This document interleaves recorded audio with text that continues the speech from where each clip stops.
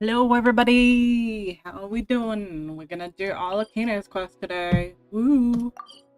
Hopefully I can get enough for a temple, because I still haven't got a Escoffier! I need it for me! See to Ayaka. Hey, traveler. How will she Paimon. ever live up to the meta again? Oh, Paimon knows that voice! I know she's not as good as Skirk, but I don't like Skirk's design, sorry. Over People. here. She's just not my favorite.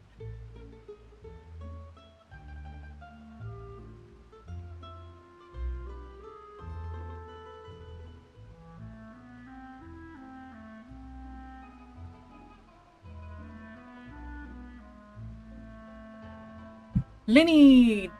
Been too long.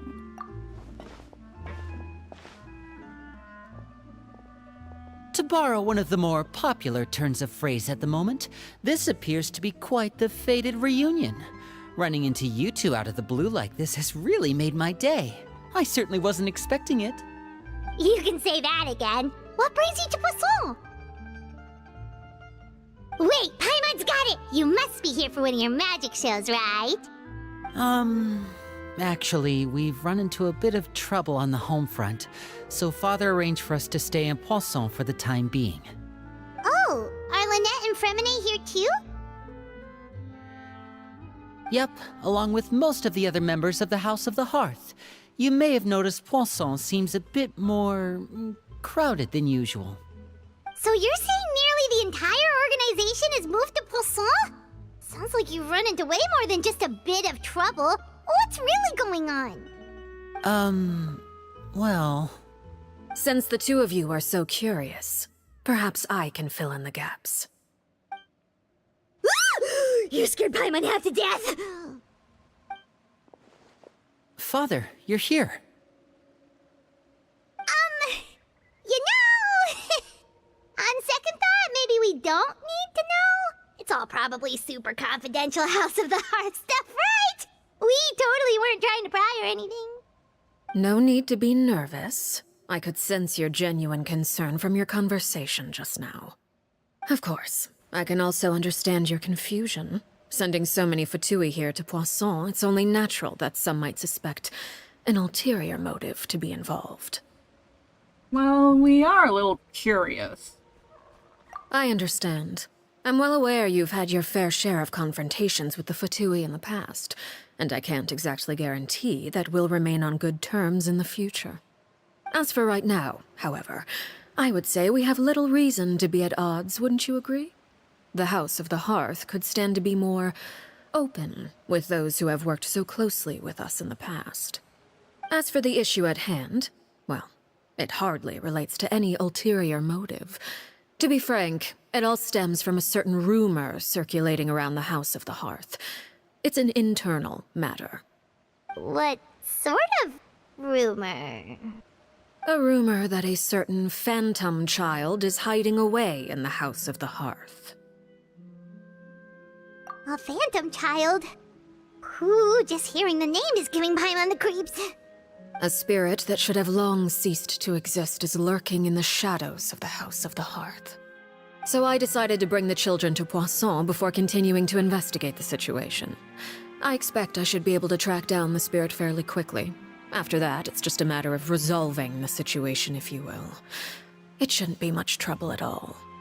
If you're curious, or if you still have some concerns, it might be advisable to stick around for a few days. I'm sure the children would be exceedingly pleased to welcome some visitors. Lenny, I'll leave you to entertain our guests. I have some matters to attend to.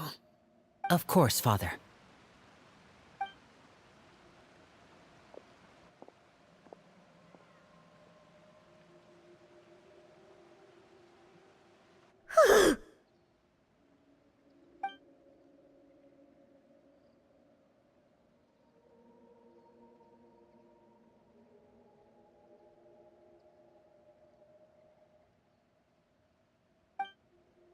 Oop, I missed a whole lot of dialogue there. It couldn't help but feel intimidated during that conversation with the knave. Now that she's gone, it feels like I can finally breathe again. She also suggested that we stick around for a few days, but why? She... it has long been a dream of mine to invite you to our home and introduce you to my other siblings. You're quite well known in the organization already. A lot of people have been talking about you, especially after everything with the prophecy. If you're willing, why don't you stay a while and have a little chat with us? Alright. We don't have anything else to do right now anyway. But let's be clear, we're just gonna be there as guests, okay? Don't get any funny... Oh, wait a second. If we're your guests, that probably means we'll be treated to lots of yummy food, right? Of course. During our stay in Poisson, we've been helping out the locals with some fishing. We bring in quite the bounty every day. In fact, today is the perfect chance for me to show you what I can do in the kitchen. Let's go. I'll take you to where we're staying.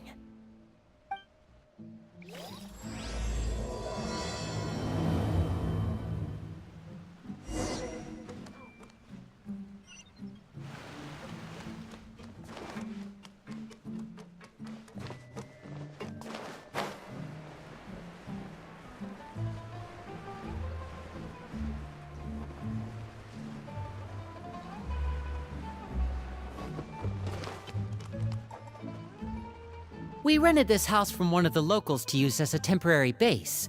I'll come back later and tidy up a bit. After that, it should be all ready for you to stay in tonight. Awesome, thanks! So, where are we off to now? Well, when I happened to run into you two earlier, I was actually in the middle of distributing some supplies. With this many people staying in Poisson, we have to bring in outside supplies every now and then. I should probably make sure the rest of these provisions get delivered, otherwise people might start to get antsy. Okay, we'll come with!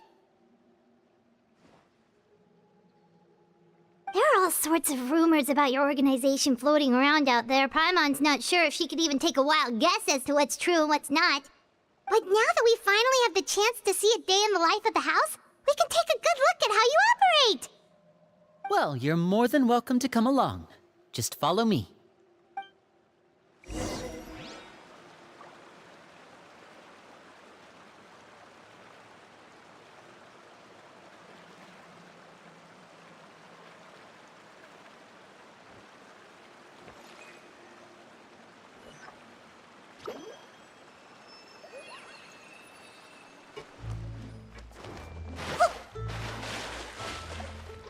Oopsies.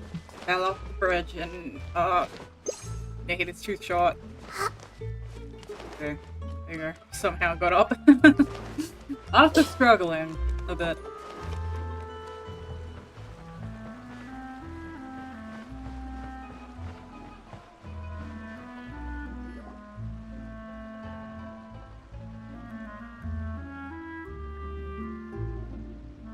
Linny!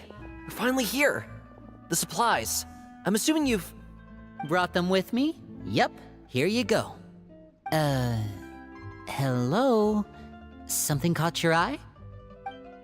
It's the Traveler in Paimon!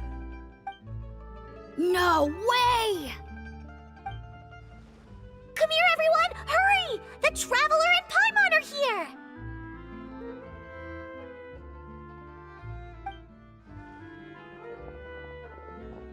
One at a time, please. Don't crowd around them all at once.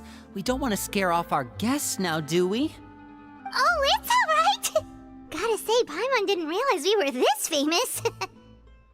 Of course! Father and Linny have told us so much about you. Father told us about how you helped Linny. According to her, you're a trustworthy friend. And as far as she's concerned, that's pretty much the highest compliment we've ever heard her give. As you can imagine, everyone's been very curious about you. I heard the Traveler is so strong that she can move a mountain with her bare hands. I heard Paimon eats so much that she can clean out the entire pantry at Hotel de Boer in just 3 days! Wait a second! That's the rumor you heard about Paimon? Oh, not cool at all!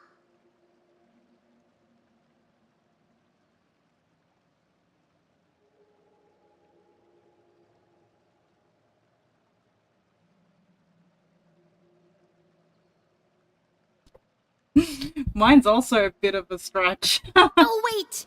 When guests visit, you're supposed to give them gifts and stuff, right? Oh, we don't need something like that. Besides, we don't have anything to give to you. Come on, we insist.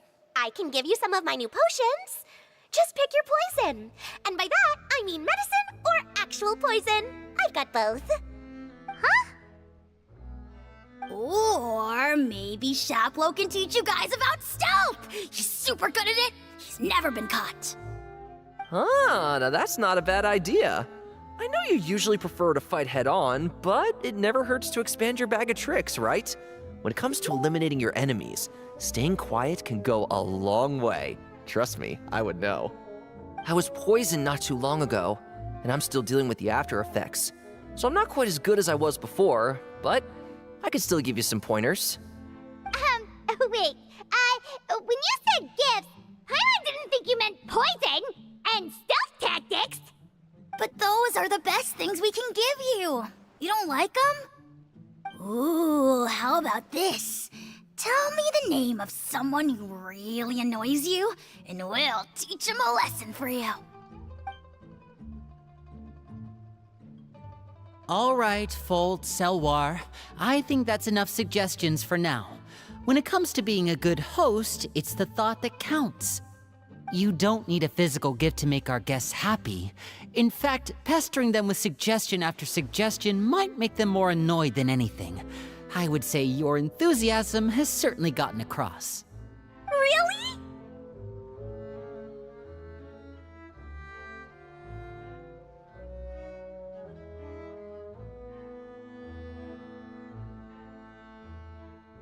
Absolutely. We definitely feel the love. Awesome! It's been so long since we have had guests to play with.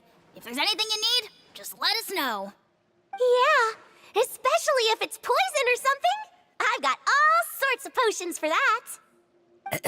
Well, we'll talk to you all later. We've still got supplies to distribute.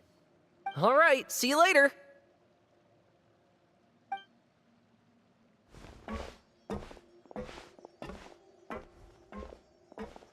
Bye!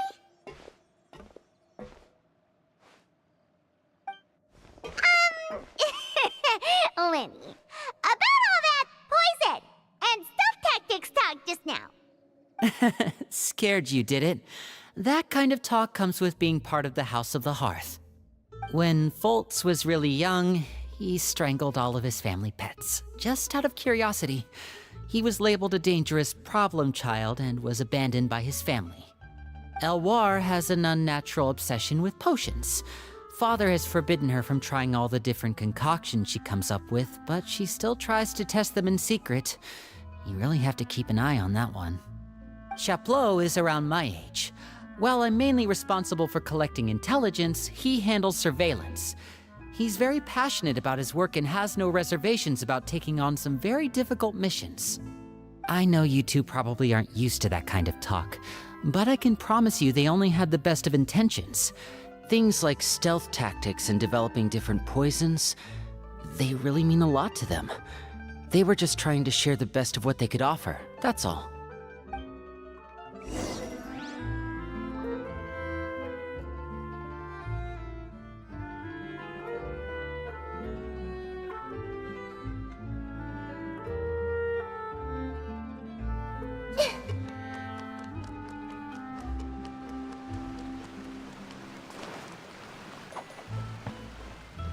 Where the hell's this thing is down here?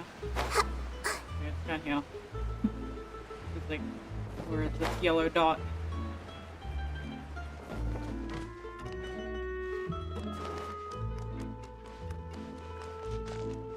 Oh, don't tell me it's up there.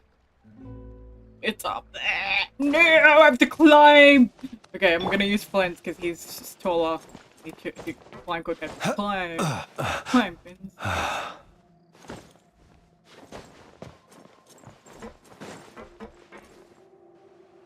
Filial, supplies are here.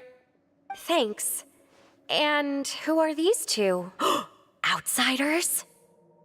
Allow me to introduce you. This is the Traveler and Paimon. Oh, you're the famous duo I've been hearing so much about. It's nice to meet you. I heard you've traveled to all sorts of places. Is that true? Of course! We're making our way all across to that! Oh, good for you. You must be pretty familiar with Fontaine by now, then. Have you seen the new opera that started running recently? I think it's called... The 4,000 Thieves? Oh, this is the first we've heard of it. It seems like it's going to be fantastic. From what I've been able to tell from the posters, anyway. You should definitely check it out if you have the time. Oh, and there's The Blind Maiden, too. That one is supposed to have audience interaction. Seems pretty interesting. After this mission is over, I think I'll go get a manicure. Oh, maybe I should dye my hair. Wonder how much it'll cost. Is it just Paimon, or do these two seem much easier to get along with than the others? Looks like the House of the Hearth has some normal members after all. I heard that. Oh! Oops. I'm guessing you're referring to Foltz and the others? Yeah, we're definitely not all like them. I bet those crazies are practically foaming at the mouth right now. I'm sure they just can't wait to get back to Snezhnaya to carry out the plan. That's enough, Filial. Don't talk about family members behind their back, right? Whatever. Let's go. Guess this is goodbye then. If you ever have some time, we should go see the opera together.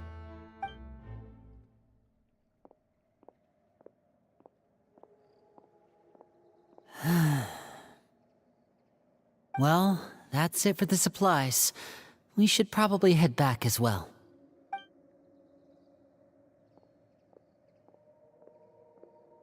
Well, they didn't seem too happy with each other. Seems like there could be something more going on here. We should observe for now. It's better not to pry. You're right. We're only here as guests after all. Oh, Linny's getting super far ahead. Come on, let's catch up.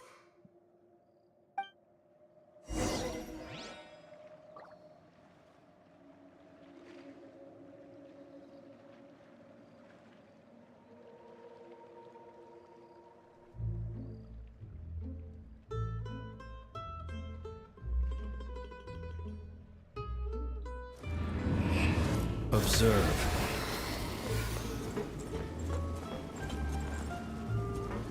Down. It's down here. Better be down here. Oh, okay, good. Oh, there's the wrong yellow circle again. So, what do you think of the members you've met so far? They're certainly got a lot of personality. Well, Father is For always sure. encouraging us to be strong-willed and independent. So if there's one thing we've got, it's people who aren't afraid to speak their mind. Well, I should probably get cooking. Wanna join? Of course! Then let's head out and... Huh? Fremine? What are you doing here? Fremine, nice to see you again! You too. I heard you're here as guests of House of the Hearth. Welcome. We were just going to make some food.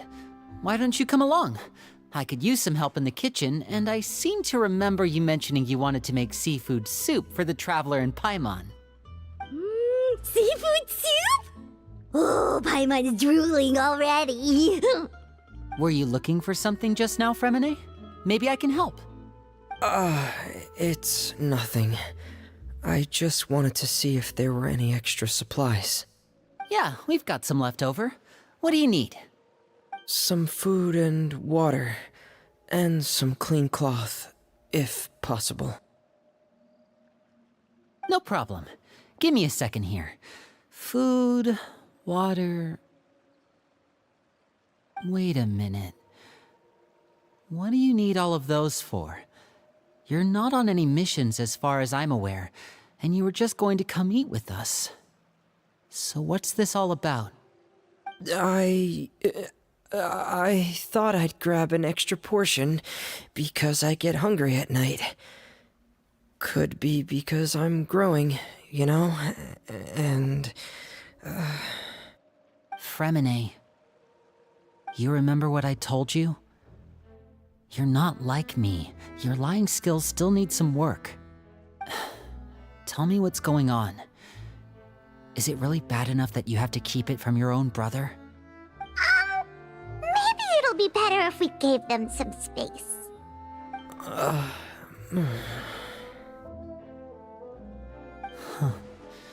This is the first time I've seen that kind of look on your face.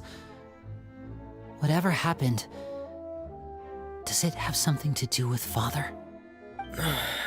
Yes. Just follow me.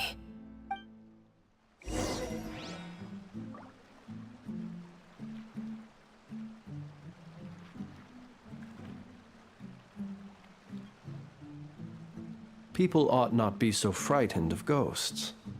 They are merely talking shadows, chattering Okay, away we're following endlessly you. Where are about you? their past Up affairs. here again. I just go around in circles, hey?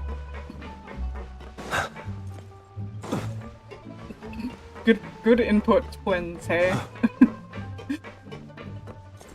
Because we're trying to find a haunted ghost ship, is it, or something like that at the moment.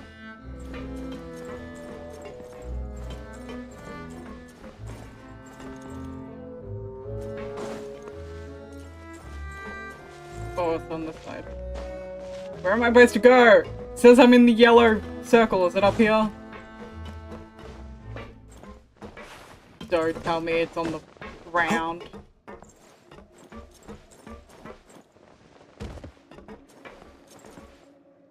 Don't tell me it's down here. If I go down here and it's not down here, I'll be annoyed. You're back! Oh, and you've brought some friends with you this time! Hello, my name's Linny. I grew up in the House of the Hearth. And you are? Hi, Linny. I'm also a child of the House of the Hearth, just like you.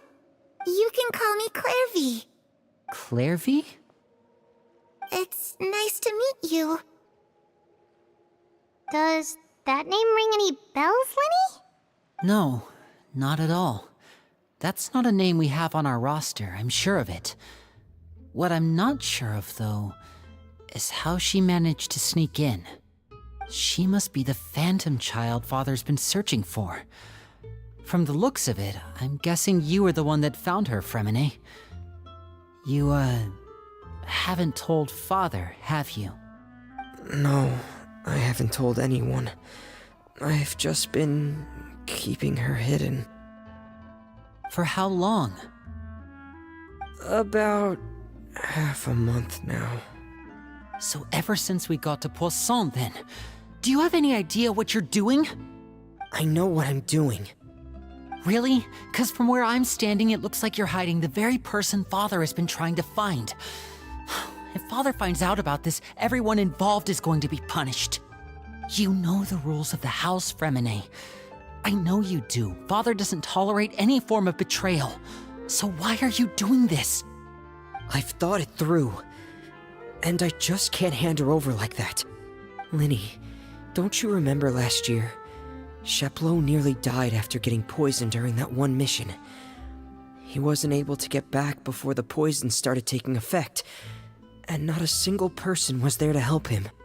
That night, while I was sleeping, I heard a voice telling me to go save him. I opened my eyes, but I couldn't find the source of the voice. I thought maybe I was just hearing things, but I went to look for him anyway. Luckily, I got there with enough time to save his life.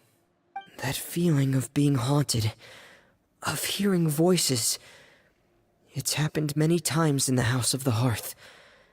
I'm sure you've noticed. So what you're saying is, that was her? She was the one who spoke to you that night? Unless there are other spirits roaming around the House of the Hearth, I don't think there's any other possibility. If Clairvy were our enemy, it wouldn't matter whether she was a spirit or an actual child.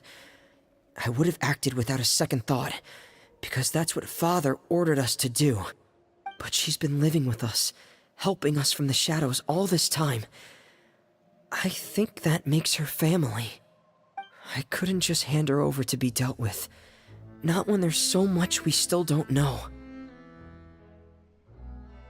So what's your plan then? You can't keep her here forever. Someone is bound to find out eventually. I haven't thought that far yet.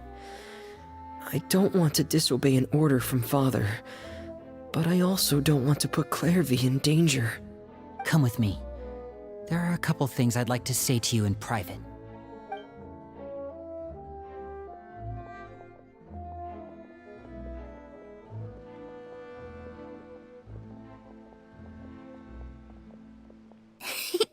Those two sure care a lot about each other. Well, they got a funny way of showing it. From where Paimon was floating, it sure seemed like they were about to bite each other's heads off. No way! They have a really deep bond. I could tell right away, 'cause I also have a friend like that. I just don't know how long that kind of bond can last.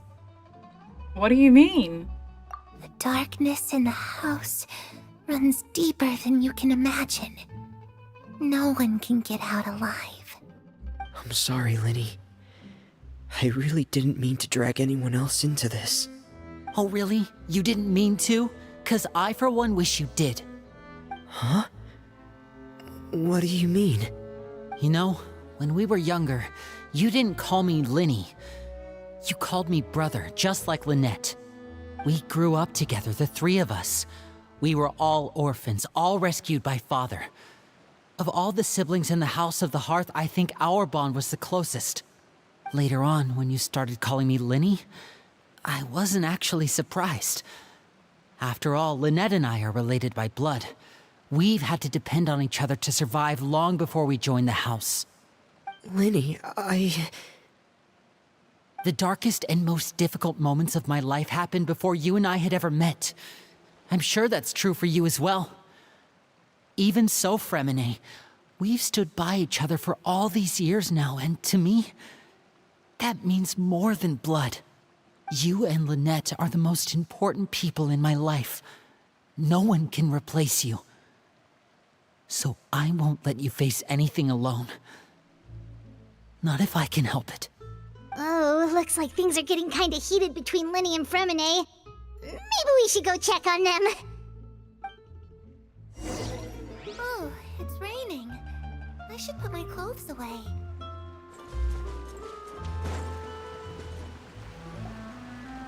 Hey, you two! Hope we aren't interrupting anything. Like a fight, or... Oh, wait a minute, Fremine. You're not crying, are you? Is everything alright? everything's fine. Thanks for asking. Well, we're all friends here, right? We've been through so much together, so if there's anything we can do to help, just say the word. It's just a small family dispute. It's not something our guests should trouble themselves with.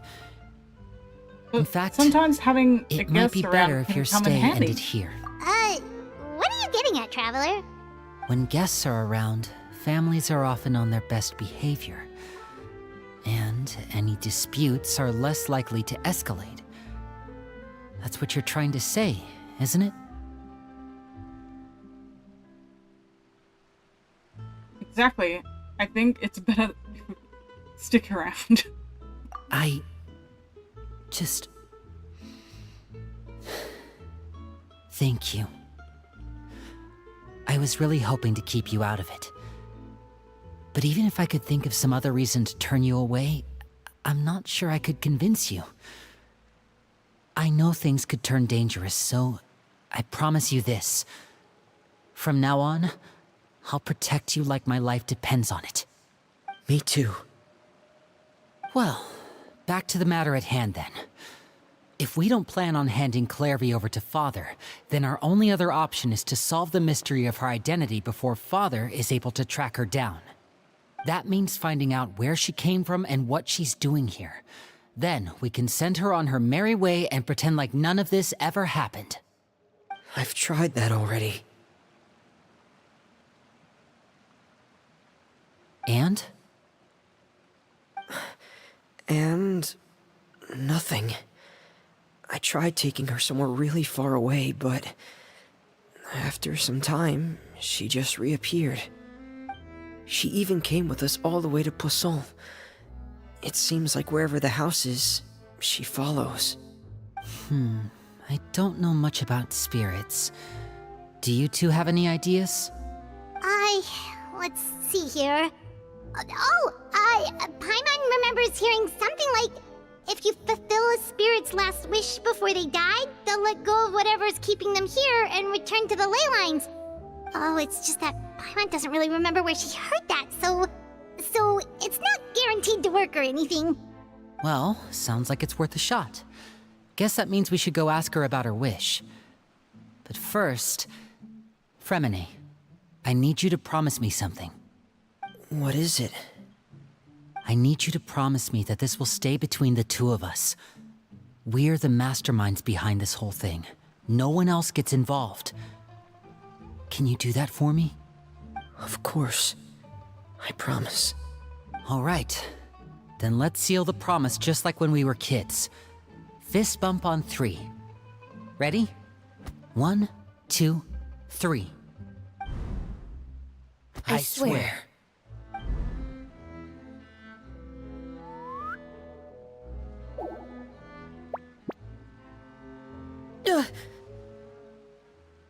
Whoa!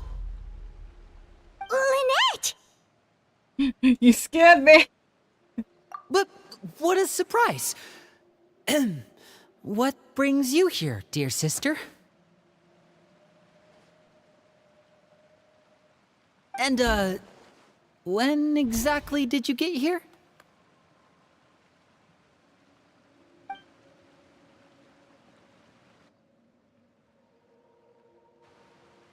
You're an idiot, brother.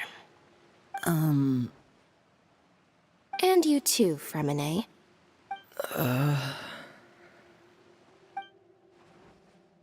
You 3, Traveler, and you 4, Paimon. Wait, what did we do? I've seen Clairvy around the House of the Hearth before. I hadn't seen her in Poisson, so I figured she must not have come with us. But it turns out you were just hiding her. I heard you talking about your plan. Rather than steering clear of the situation, I'd rather fully join in.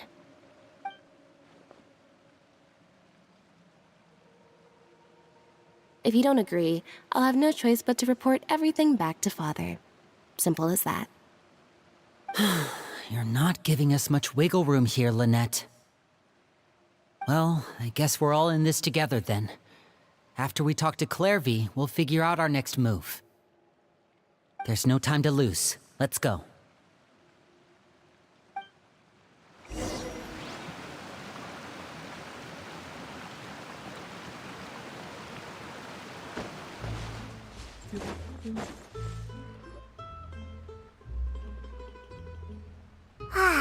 I'm full. Thank you for bringing me this food, you guys. She said she's full, but the food doesn't look like it's even been touched. She is a spirit.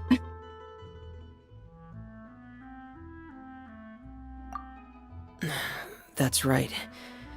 Based on what I've been able to observe, it doesn't seem like Clairvy can interact with the physical world at all. Still, when she's presented with food, she'll always linger around it for a good little while. Maybe, in her mind, she really is eating those things. Does she know that she has already passed away? I've tried to ask her, but she didn't answer. My guess is that she's just as confused as we are. Or maybe she couldn't understand the question at all. Clairvy, if you've got some time, I'd like to ask you a few questions. Sure. Oh, another new friend. Hi, I'm Clairvy. Hello. Clairvy, how did you join the House of the Hearth? Huh? Isn't it the same for everybody?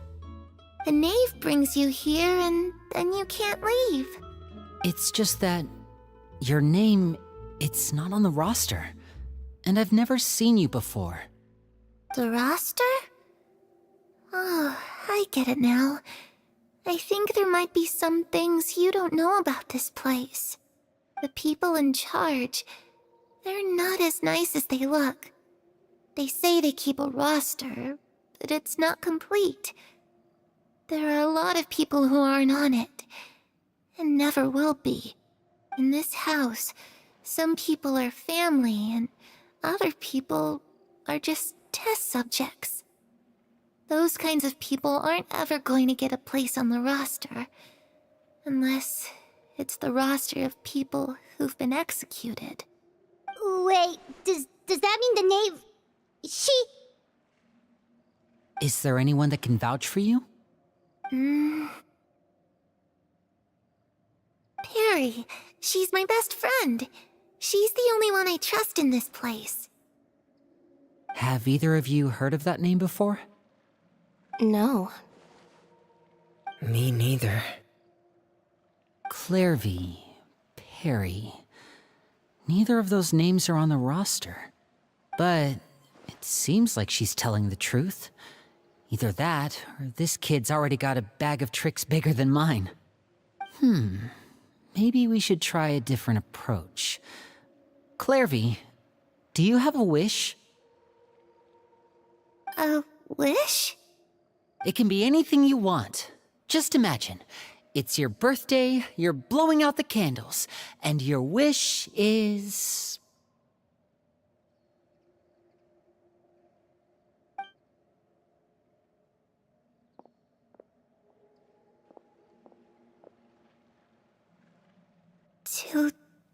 To go outside, where the sun can find me.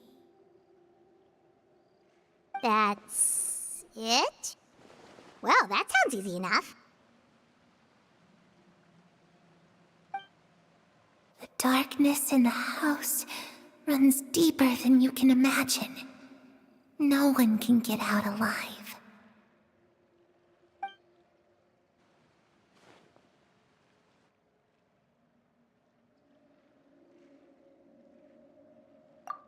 What does she mean by that? Things can't be this simple. Okay, time to divide and conquer. Listen up. I've got a plan. I'll try and find a way to use basic illusory magic to take Clairvy outside and bring her somewhere with sunlight. Lynette, try and find the list of executions that Clairvy was talking about, and see if her name is on it. Fremine, you stay in Poisson. We can't be the only ones who've had run-ins with Clairvy. I need you to collect intel on everything she's said and done. Understood. I'll try my best. What about us? What should we do? I really appreciate your willingness to help, but this is a family matter. I don't want to drag you in too deep. It's too risky. Let me think. Since Father considers you to be guests, maybe you could stick by her side for a little while. You don't need to do anything except keep up some nice, casual conversation. Ah, Paimon gets it. You want us to distract her.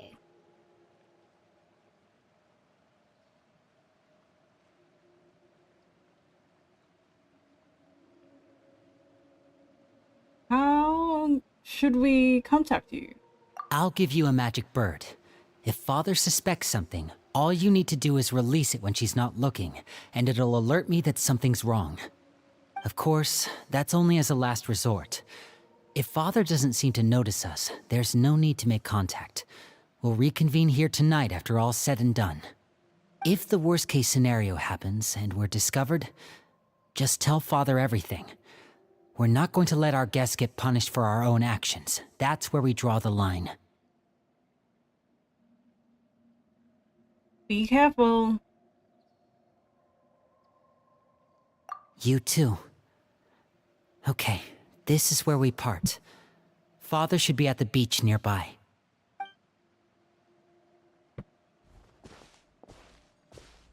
I really hope this goes well. No, it has to go well. That's the only way this can get resolved.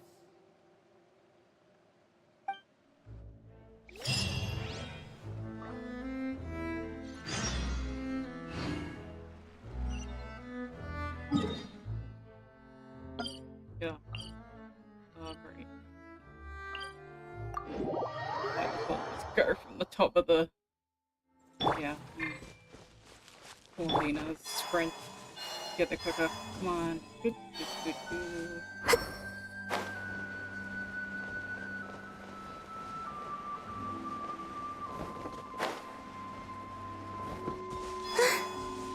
Whoops, I accidentally pressed the 3, which I think pulled out my smug expression. Oh well. Oh look, it's Child! And I forgot she's a Fatui. It's the Knave! And Child! Hey, aren't you supposed to be in Snezhnaya recuperating? What are you still doing in Fontaine? Oh, it's you two. I didn't expect to run into you here. I was unconscious for quite a while after the fight in the Primordial Sea. After I woke up, I realized I was being taken back to Snezhnaya, and well, I couldn't have that now, could I? Not when I've still got unfinished business here in Fontaine. So, I mustered up all my strength and made the journey back on my own. What sort of unfinished business are we talking here? It has to do with Skirk, my master. I really wanted to meet up with her, but by the time I got back, she had already left. I still have so many questions for her. Without any other leads, all I could do was ask the Knave to help me track her down. She must have left behind some traces from her time in Fontaine. Oh, okay, so have you found any clues? Unfortunately, no. While the House of the Hearth is adept at collecting all manner of intelligence, certain existences can still manage to escape our purview. Basically, unless Master feels there's a need to meet with me, she's not going to be found. But that problem has an easy fix. I just need to become stronger, and then... Paimon thinks you should focus on getting better first. The worst of it is over. It's all thanks to that one kid from the House of the Hearth. Elwar, I think her name was. She gave me a bunch of random potions to drink. They didn't go down easy, let me tell you. Pain and chills all over. But they really did help speed up my recovery. And that's good, because it looks like I really do have to head back this time. The old man's been putting the pressure on me. He sent someone to tell me I'm needed for some sort of project. Project Stuja? Yeah, that's the one. I heard Regrator's involved too. I'm not looking forward to having to listen to all his monologuing, that's for sure. Hey, maybe you could think of a way for me to stay in Fontaine for a little longer. Helping Linny and the others brush up on their fighting skills would be far more interesting. If you and I could spar, that would be even better. I've been waiting for a chance to see you go all out. And what a sweet little daydream that is. But I also have a role to play in all this. I'll be leaving Fontaine shortly as well. Besides, considering how little they see fit to step outside the homeland, being called on to return to Snezhnaya by such illustrious dignitaries, what a great honor. Wouldn't you agree? One I could do without, I'd say. Is it just Paimon? Or does it kind of seem like they're...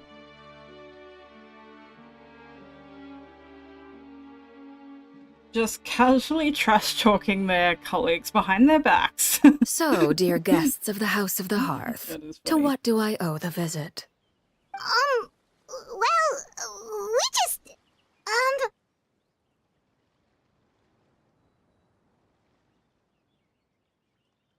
Want to learn more about you?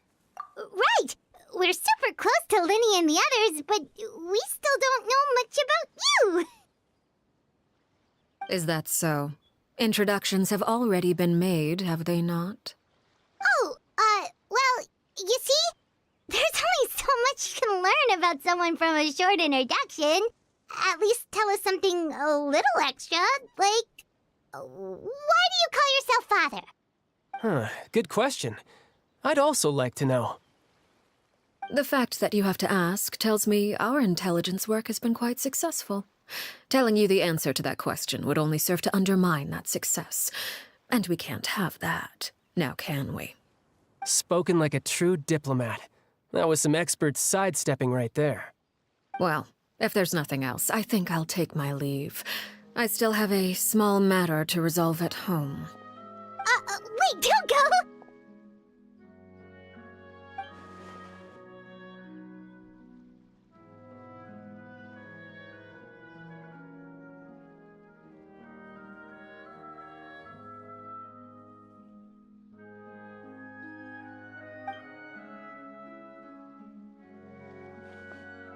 About the House of the Hearth.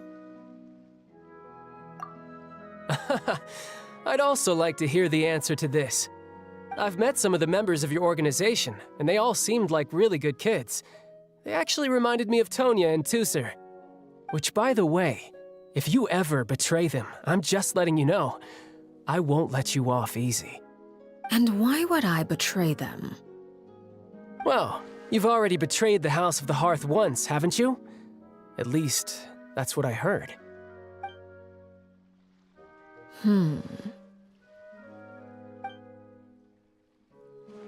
Okay, I admit. That's just what the old man told me. The rooster, I mean.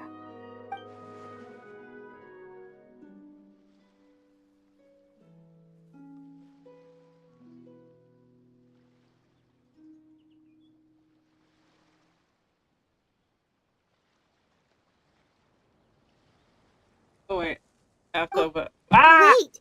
Why did I not stop there? Okay, the knave betrayed the House of the Hearth, so does that mean Sevi was true? Does the knave really treat her children like test subjects?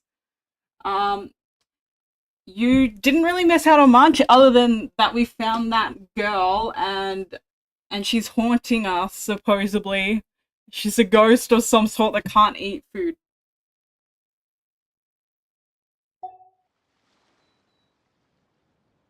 Never mind what I've done. I'm more curious as to what the mighty rooster had to say. Care to enlighten me? Well, nothing much. Just some stuff about you taking out Wow, many you're other shipping, members of the that's House of the rare Hearth, occurrence for you. and even going so far to Dead attack hair. your own family. I see. Oh, based on your reaction, I'm guessing He's it's so all weak, a bunch man. of lies. He's so weak. Hardly. Charles the I don't Weak. appreciate his particular turns of phrase, but I suppose he didn't say anything untrue. Although, it would be more accurate to say that there is a certain level of prejudice involved, but I don't intend to clear that up just yet. Prejudice has a funny way of concealing the real truth behind certain things, an attribute that I find to be quite advantageous. Call yourself a Fontainian, for example, and people will assume all sorts of things, when the real truth is that this is simply the land where I was raised. Huh? You're not actually from Fontaine? But then why did you try to help out with the prophecy and everything? I was trying to protect the children born in Fontaine. Claiming that I myself was a Fontainian simply made it easier to operate. People would hardly suspect a fellow Fontainian of having any ulterior motives. Who wouldn't want to save their homeland after all? The primordial sea wouldn't have any effect on me, but it would have caused great harm to the House of the Hearth. Well, you wanted extra information, didn't you? There you go. I hope that satisfied your curiosity.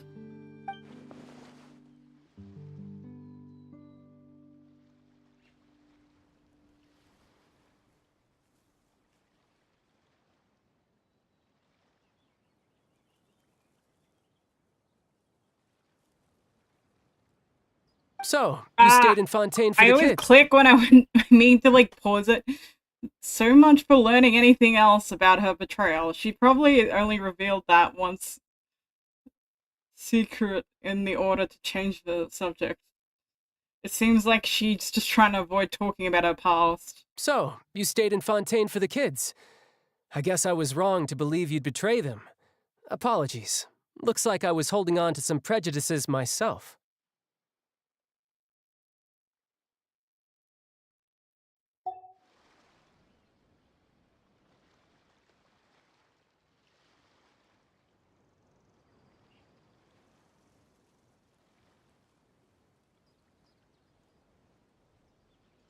Good. I forgot. Like I said, Played all I those. like Sorry it about when that. others have misconceptions of Sorry me. for the major long pause there. Actually, while I was recuperating at the House of the Hearth, there was something else that really caught my attention. I heard that members always resolve disputes and arguments with a friendly spar, and the loser has to back down. Seems pretty cool if you ask me. Would also give them plenty of opportunities to hone their skills. Well, that's only a recent development. In the past, such spars weren't nearly so friendly. The losing party would lose everything, including their life. They were that high stakes? Whew, at least that's not a thing anymore. Well, the current atmosphere's not half bad. I'm a bit jealous, actually. You've got so many family members around you, and you even get to live with them. Having a lot of family around means dealing with a considerable amount of bickering and scheming. Once Tonya and Tusser enter their rebellious phase, I'm sure you'll understand. Just imagine. Tusser becomes obsessed with plucking out strands from the rooster's mustache, or Tonya decides to dye her hair 42 different colors. Okay. I get the picture.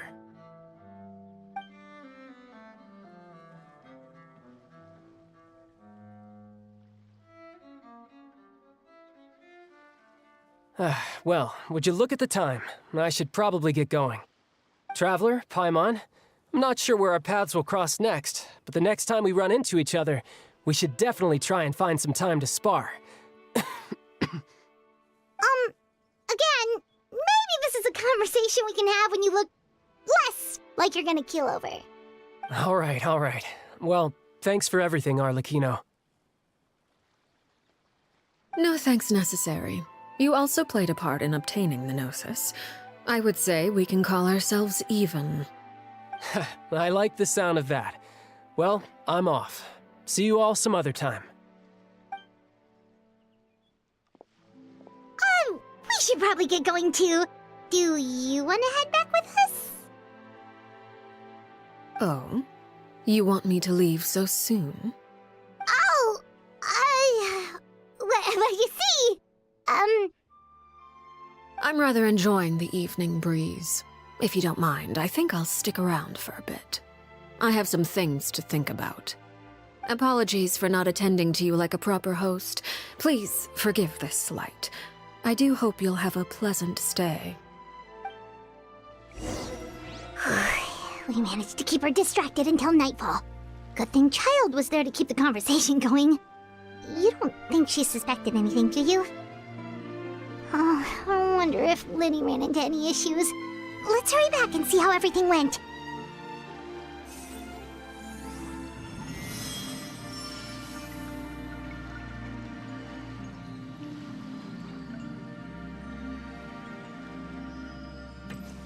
Might as well go talk to him. Oh? You decided to stay a little longer? Let's take in the ocean view together, then. What's especially on Pinterest? I'm confused. Dad, what do you mean by that?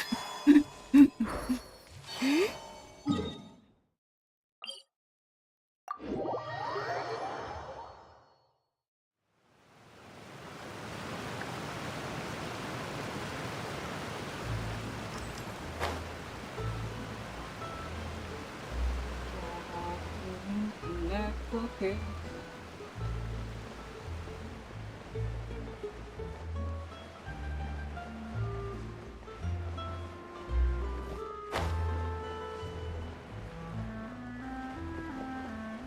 So it looks like we're gonna have a cup of tea. Lenny, how did everything go?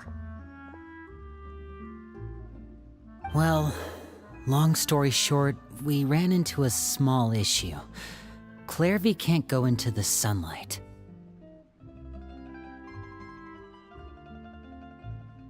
What do you mean? Everything was fine at first.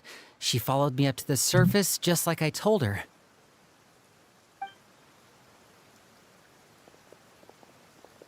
But as I led her out of the shadows and into the sunlight, she vanished.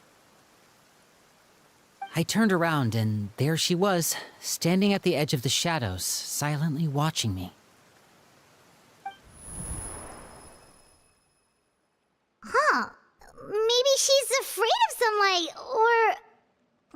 it wouldn't be your wish if that were the case. Well, we could always try Not sure pushing her pushing into works on non-corporal beings. Oh, true. I've pretty much tried it all already. Nothing worked. Eventually, the sun went down, so all I could do was bring her back here.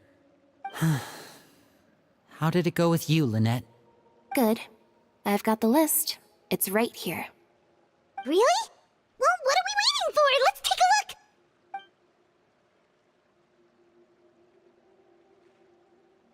Oh, that's a lot of pages. Oh, it's gonna take forever to get through it all. We can each take a section. Here. La Pouillade, Landois, Chambel, Horaire.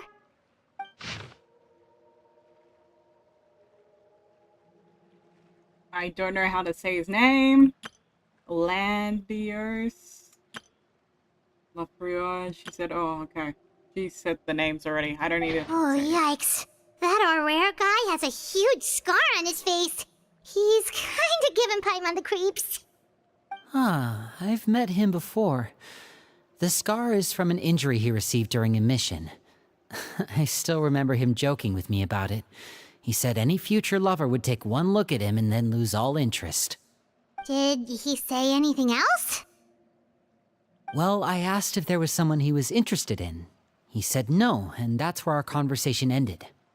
It was only later that I learned he really did have someone he liked. He risked everything to escape so he could be with her, but it didn't work. One day, Father asked to see him, and, well, I never saw him again after that. Wait, so that means the knave, she... It may seem cruel, but it's just one of the rules of the house. Betrayal is not to be taken lightly. We know too many secrets to come and go as we please. So, if you do try to leave, you pay with your life.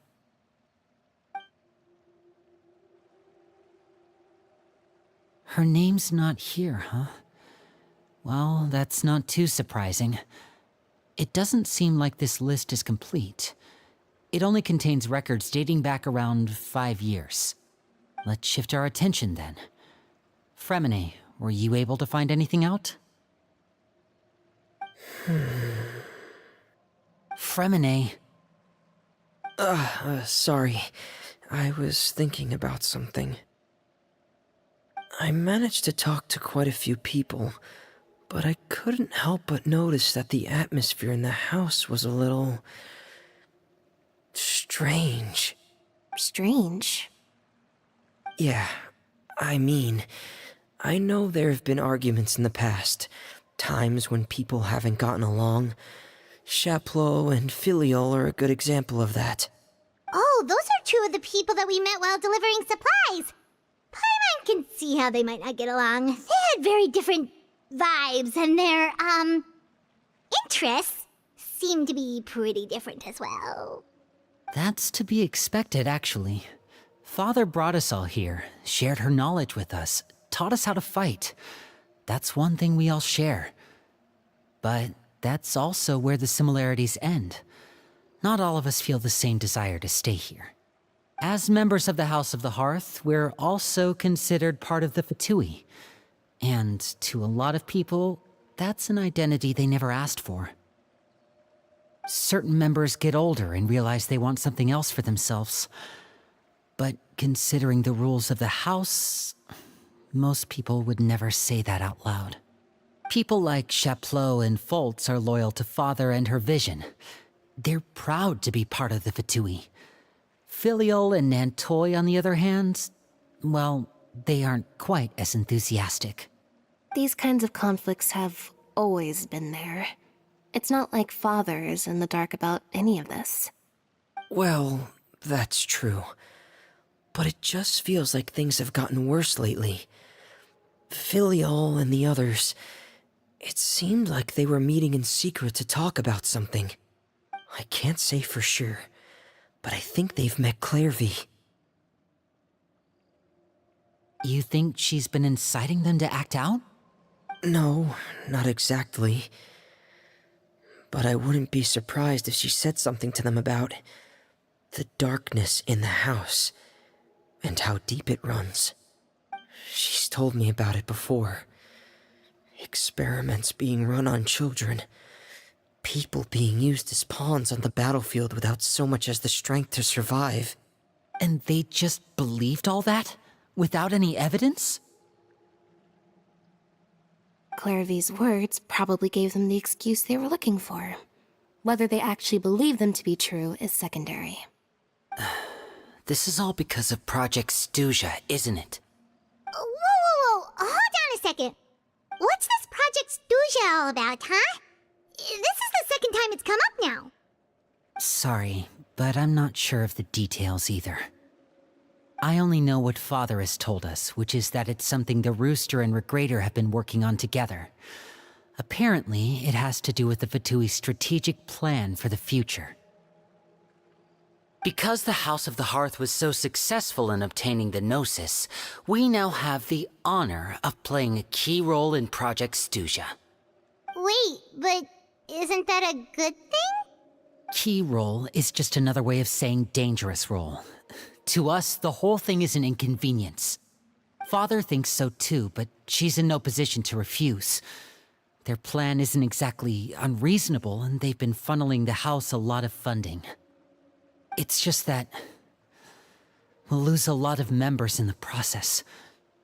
Participating in the plan, it's an honor in name only. What they're really trying to do is subdue us. The existence of an intelligence organization outside their control makes them feel uneasy.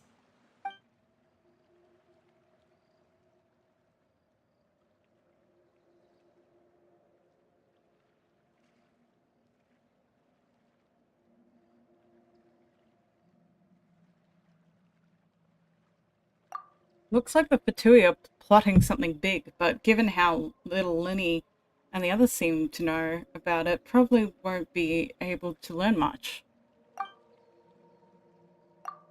I should keep a sharp eye out during my future dealings with the Fatui to see what I can learn.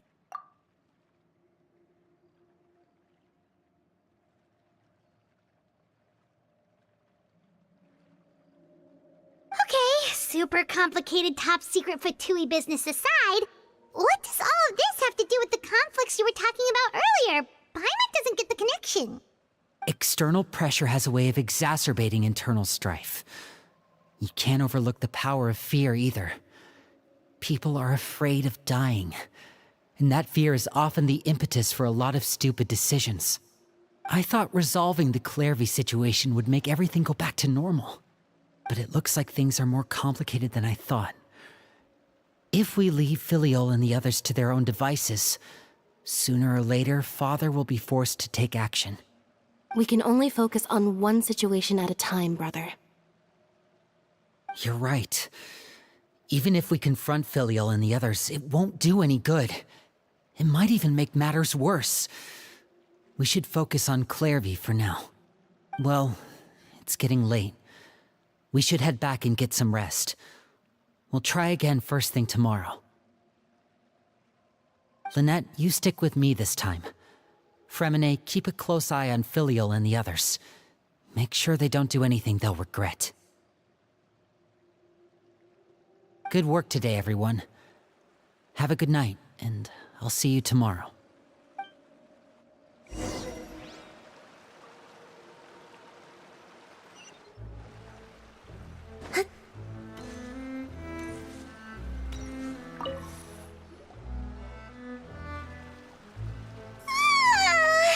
Oh, I'm always looking forward to an early night, but she can't sleep at all.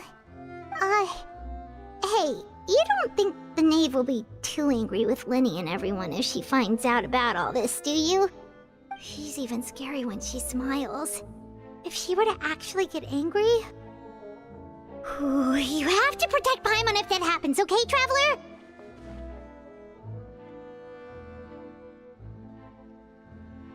I'm also afraid of her. You can always just hide behind me. Yeah. Trust is effort, Traveler. Look! Look over there! What's she doing over there? Quick, let's catch up with her before anyone sees.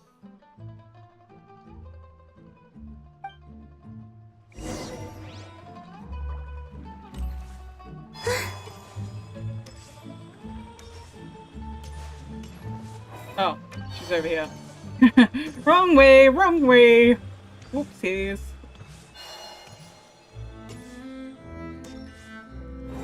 Over there! See, she's a ghost. Didn't I tell you? She's a dog now. Dead. She's turned into a dog.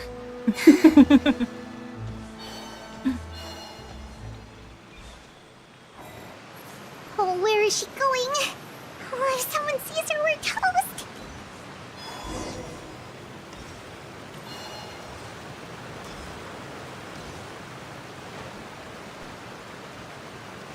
Ah, flip, flop.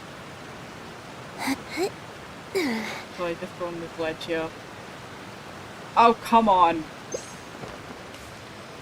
I'm gonna have to wait until my damn stamina heals unless I want to consume food, which I can't be bothered.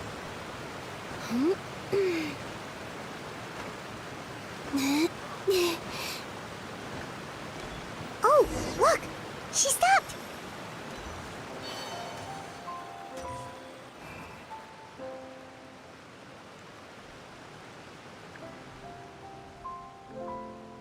Clairvy! Shh. I opened the window while no one was looking. Look how pretty the outside is.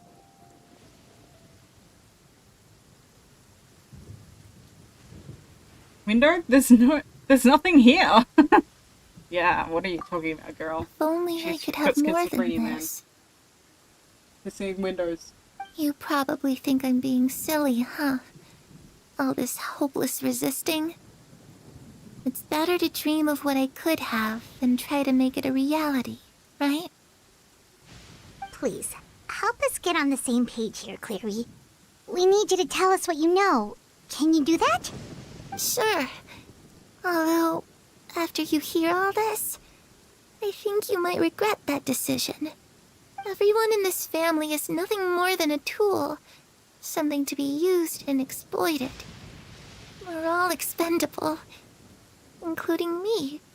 As long as you're useful, you get to stick around. Lose your value.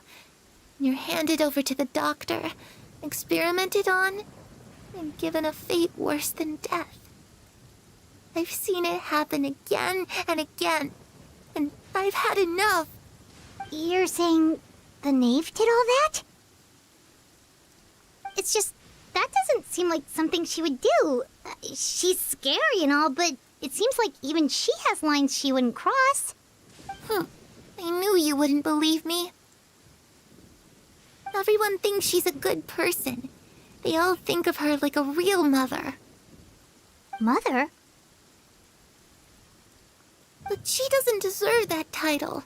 She's disgraced it and tarnished it. And if I had things my way, I'd never see her again. If only Perry were here, she'd understand. Perry? There's that name again. Also, Paimon's getting a strange feeling. It almost feels like she's not really here with us. Paimon can't tell if she's actually talking to us or if she's mistaken us for someone else. Not sure either. Is she a spirit? It could be anything. Well, in any case, it seems like she really needs someone to talk to. We should keep her company for a little longer. She looks so young. But it seems like she's been through a lot. It's getting windy. I should close the window. Ooh, look at the moon.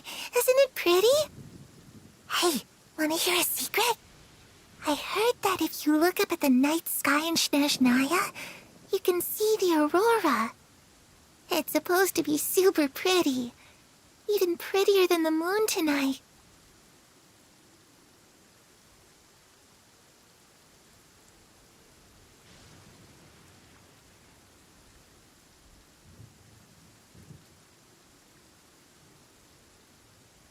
I'd love to see it.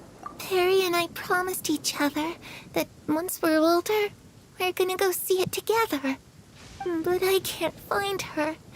I'm worried she's also been... No, that wouldn't happen to her. She's special. Mother likes her a lot. I should really go talk to Mother, but we just fought. She doesn't want to see me, and I'm too scared to face her. What should I do?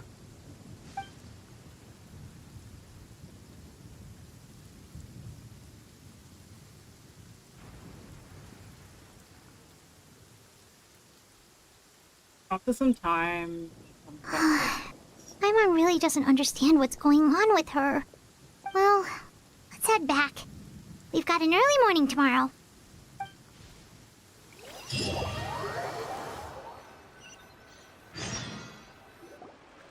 All right, looks like we're all here. Let's go ahead with the plan.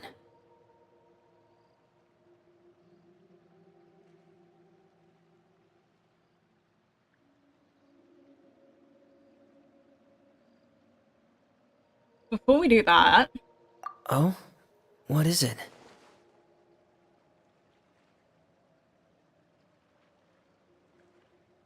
have the knave and the doctor ever worked together? What makes you ask that? Well, we kinda ran into Clairvy last night, and that's what she told us. We met the doctor back in Sumeru. He's super dangerous, and he's done all sorts of bad things. It's possible that Father and the Doctor have had certain dealings, but I don't think Father would work with him. We're not really on the same side, so there's not a lot of trust between them. That doesn't exactly set the stage for a successful partnership. I did hear, though, that when Father first became a Harbinger, the Doctor offered to work with the House of the Hearth. Father rejected most of his proposals, except for one. It had to do with some sort of secret experiment. Secret experiment? Could that be what Clairvy was talking about? I don't think so. I don't know any details about the experiment itself, but I do know it's an entirely independent operation. The Doctor only proposed a direction for the research. That was the extent of his involvement. I still don't think that counts as working together. The details of the experiment are confidential, but complete records are kept on all participants. That doesn't seem to be the case with the situation Clairvy referred to. I know you don't agree with some of the Fatui's methods, and I'm not asking you to.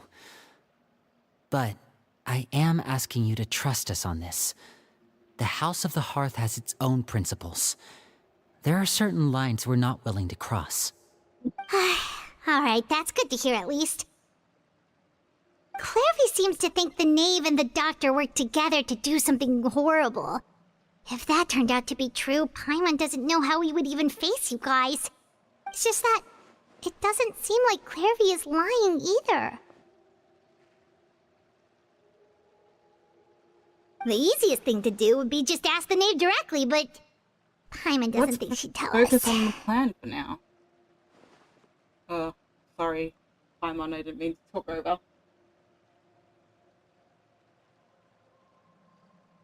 Father didn't come back last night. She's probably still near the shore. We'll be counting on you to distract her. Lynette, you're with me. Fremine, you know what to do. Be on your guard, everyone. All right, let's get to it.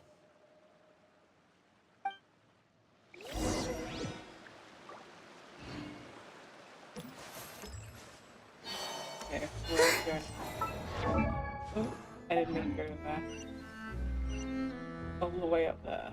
Okay, I think I'm teleporting out of here and doing the same thing again.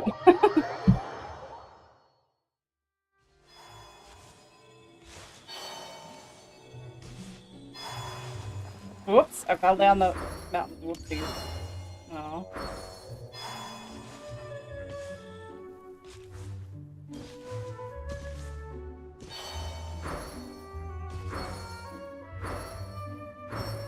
Wee. Oh, we're running out of dash. Yep. Just love that little 12.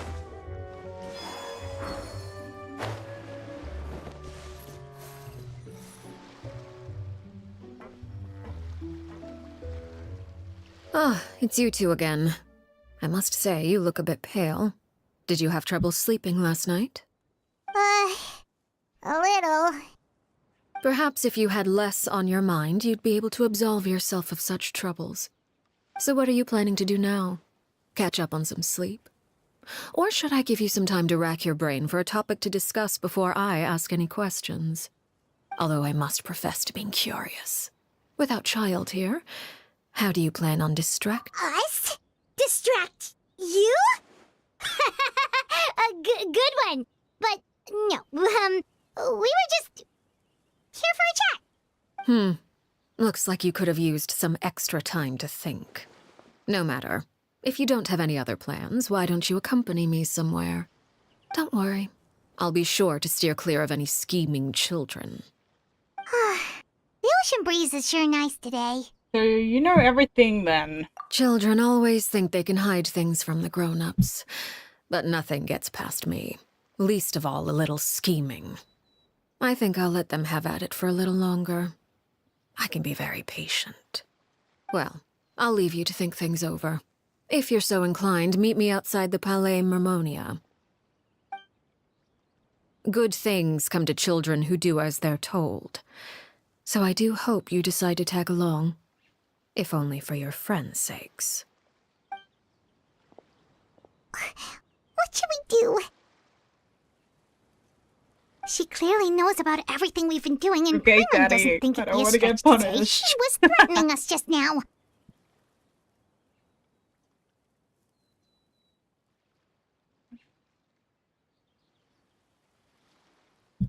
We should release the pigeon that Linny gave us.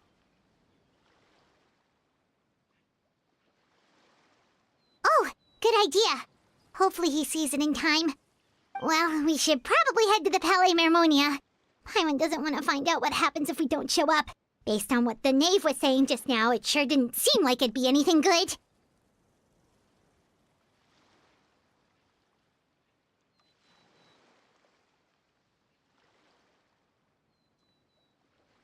We really don't have any other options. Okay, then we probably shouldn't keep her waiting. It seems like Linny and the others are on thin ice, so let's do our best to not get them in any more trouble.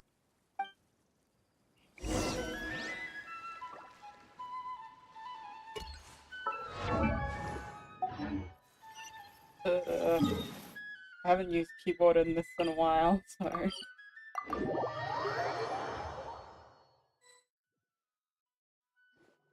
Seeing as we still have some time before my meeting, we might as well enjoy some pleasant conversation while we wait. I'm glad to see you get along with my children. Being surrounded by good companions is necessary for a child's development. You're not planning on doing anything to them, are you? I assume you're referring to Linny, Lynette, and Fremine.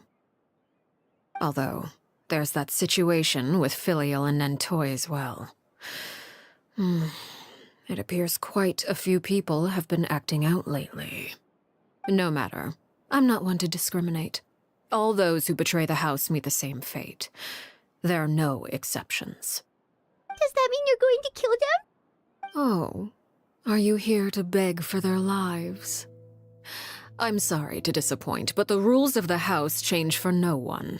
In my organization, everyone is responsible for their own actions. But don't you care about them at all? They really respect you. They even call you father. You must feel something for them. Any organization in which feelings come before principles is one destined for ruin. The House of the Hearth is hardly an exception. You could say our principles are more stringent than most. Perhaps I can offer you this consolation at least. As our guests, you two will not be held accountable along with them. There really is no other way to solve the issue. I would imagine Linny, Lynette, and Fremine will be able to keep their lives. As for Filial, Nentoy, and the others, I'm afraid there's little I can do. They can try to escape, but once you know our secrets, there's no getting out alive. But that's awful. Ah, you seem concerned. Out of consideration for my guests, I suppose I could turn a blind eye for a little longer. If Linny and the others manage to dispose of Clairvy in the meantime, all evidence of their wrongdoing will be lost. In that case, I could hardly punish them for something I couldn't prove. If their efforts are unsuccessful, on the other hand, all will be held accountable. And the punishment will be severe. We'll hold you to it. Of course. Oh, and here, I believe this belongs to you. Do try and keep better track of it next time. It takes a considerable amount of time to train a bird like this. It would be such a pity if you were to lose it. Permanently. Wait, where did you get that? Well, I'm afraid that's all the time we have to chat. Now, for the matter at hand. I asked you to meet me here because I have business at the Palais Mermonia. It has nothing to do with you, but I think it would be prudent for you to stick by my side for the time being. There will always be time later to run off and tell Linny what you've learned. Well, time to go. Looks like we wrapped things up just in time. I bet it's due to Farina.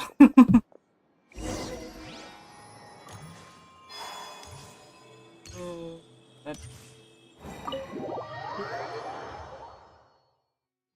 I know how much she hates her. Or scared, should we say. Unless it's just Nouvellette.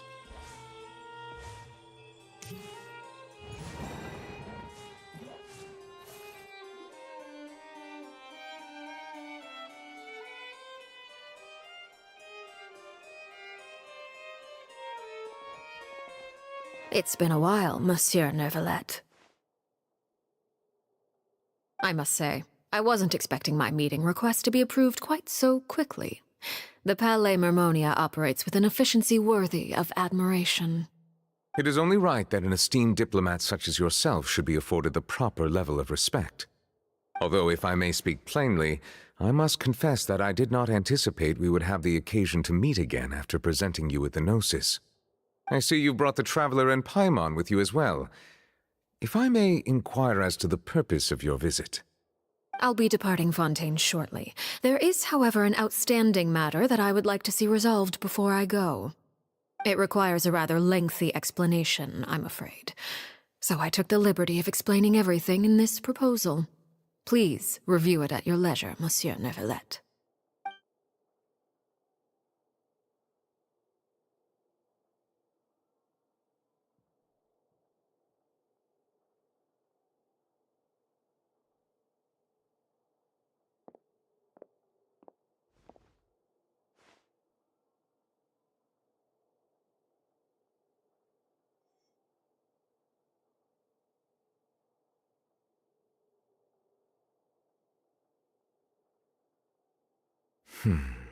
I understand your request.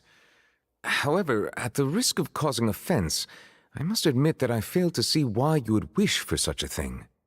I heard you have a certain fondness for water tasting, Monsieur Nouvellette, so allow me to use water as an analogy. A family is like a large body of water with countless rivers flowing in and out. As someone who watches over this system, I would hope that each river that flows from the source will eventually reach the ocean. Of course, objectively speaking, I know this is impossible. Most of the rivers will dry up along the way, disappearing into the ground and leaving nothing but a barren riverbed behind. Not all rivers are destined to reach the ocean, but I would not see their existence rendered meaningless. I believe the water that flows within them is simply meant for a different destination, like a field in need of irrigation.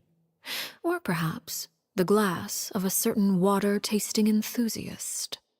Did you get any of that, Traveler?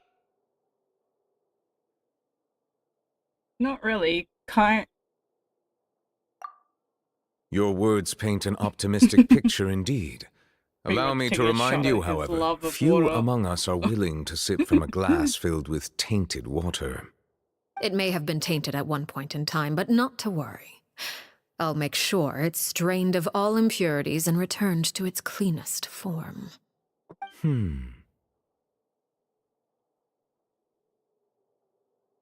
I seem to recall there being a transactional aspect to your proposal. Perhaps you could expound on that? If you accept my proposal, Monsieur Neuvillette, I will gradually withdraw my forces from Fontaine. And, unless absolutely necessary, I will no longer carry out any special missions within Fontaine. I presume I can take your words to mean that, in the future, cases similar to the Tartuffe assassination will cease to cross my desk? Tartuffe? Ah, that thief who embezzled funds from all those charities, you mean?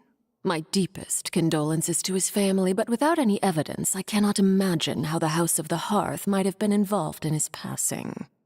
Of course, if you accept my proposal, Monsieur Neuvillette, I'm sure certain measures could be taken to reduce the frequency of such troubles.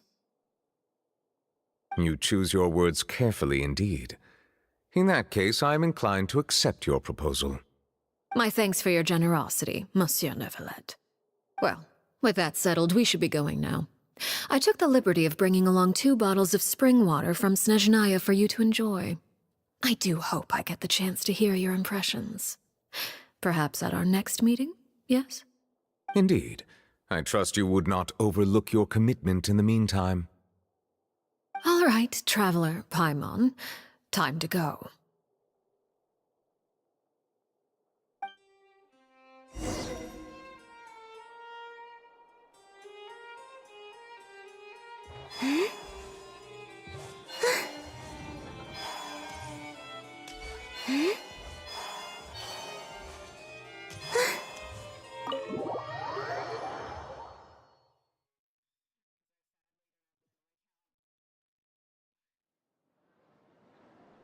So, what exactly were you talking about back there? Paimon only heard you mention some rivers, a large body of water, and then some kind of irrigation scheme. You really want to know? I would imagine there might be more pressing concerns at the moment. Winnie, Paimon really hopes everything's going okay.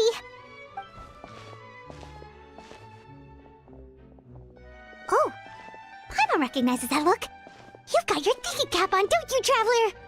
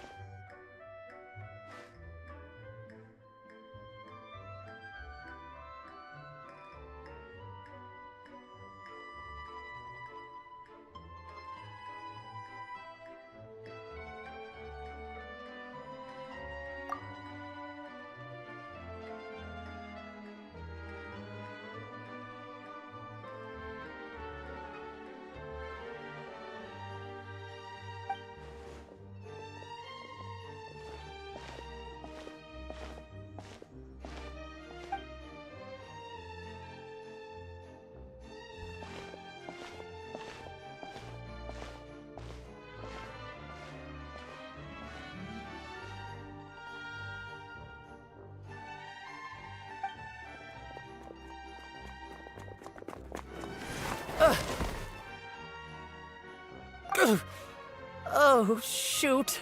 Are you alright? Oh, jeez. I'm so sorry. I was so focused on selling these papers, I wasn't looking where I was going.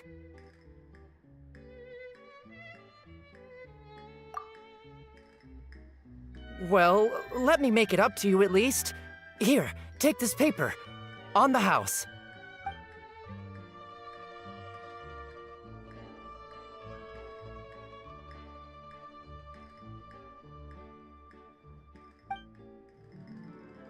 Oh, you don't have to give us anything. Please, I want to. It's not like I'm short on supply. All the extras will be useless come tomorrow anyway. It's my fault, really. I was just trying to bring home some extra mora for the family, but I bit off more than I can chew. I haven't had many takers today, so I'm still swimming in papers. What's going on here? Nothing much. I just ran into your friend here on accident.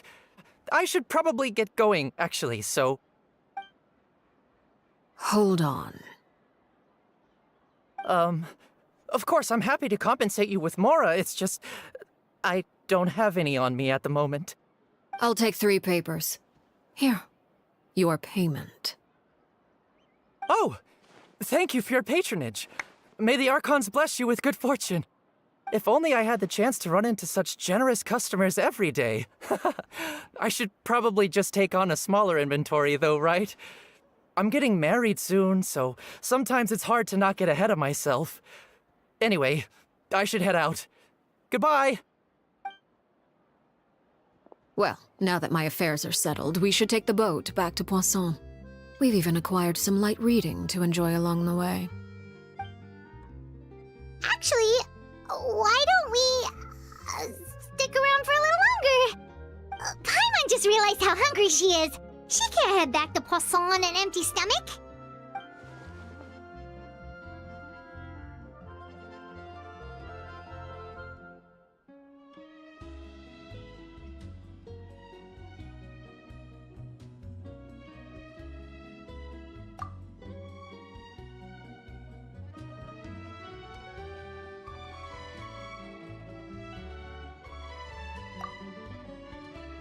It appears you two are under the impression that delaying our return will somehow alter the situation in your favor. I'm sorry to ruin your fantasy, but your efforts are meaningless. That being said, I could be persuaded to give Lyney some extra time. I just have one condition. If you agree to my request, I'll even answer some of your questions. You're quite curious about Clairvy, are you not? And my relationship to her. Wait, why are you being so generous all of a sudden? You're not gonna ask us to do something bad, are you? You overestimate yourself. You don't have the talent for bad things. Then what can you possibly... The most important consideration in a negotiation is that both sides receive something they want. Demands and threats only get you so wonderful. Here it is. When the time comes, make the choice that you deem most appropriate in the situation, and lend your help to the House of the Hearth. Okay, sounds normal enough. But what do you mean, when the time comes? When is that supposed to be? That is for you to decide. We accept your conditions. Then we have a deal. Follow me.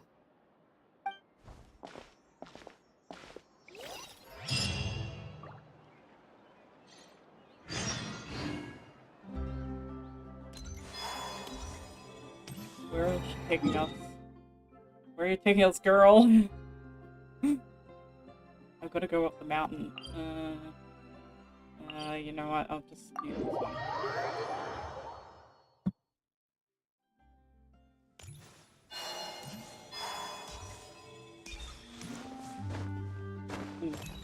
Run up here. Along the mountain.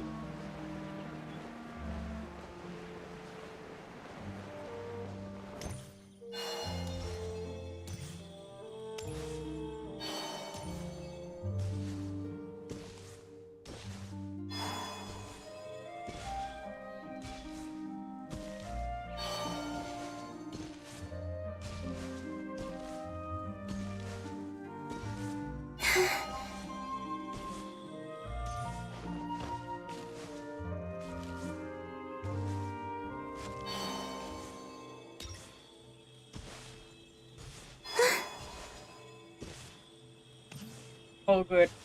You did miss some peak father moments though. Dead. And now I'm trying to run to wherever she wants to meet me at.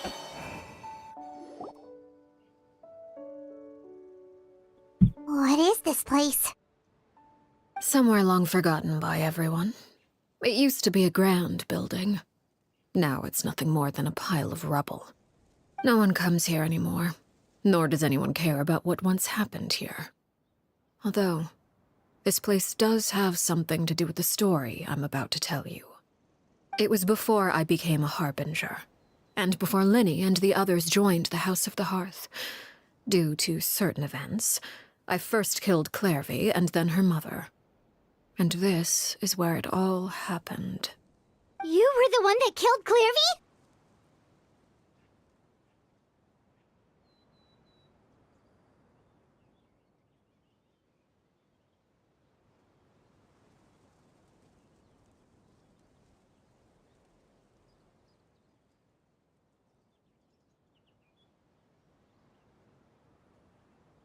Why? Patience now. Allow me to explain Clairvy's side of the story first. I'll start from the beginning. Clairvy was 6 years old when she was brought by her mother, Crucibina, to live in the House of the Hearth. From the outside, it seemed like a fairy tale. A thriving family made up of kind adults and friendly children. Crucibina was the knave at that time, and the House of the Hearth was under her control. She was Clairvy's mother by blood, but she was also the mother to all the children in the house. Clairvy was happy here, for a time. But she quickly realized that being part of this family wasn't a fairy tale at all. It was a kind of purgatory. Purgatory? Exactly. The House of the Hearth takes in war orphans from all over Tevat. But as for how to raise them, that depends entirely on the person in charge. Crucibina came up with a novel idea. She would teach the children to fight, force them to duel each other, and then crown as the king of the house the child who proved themselves most worthy of inheriting her title.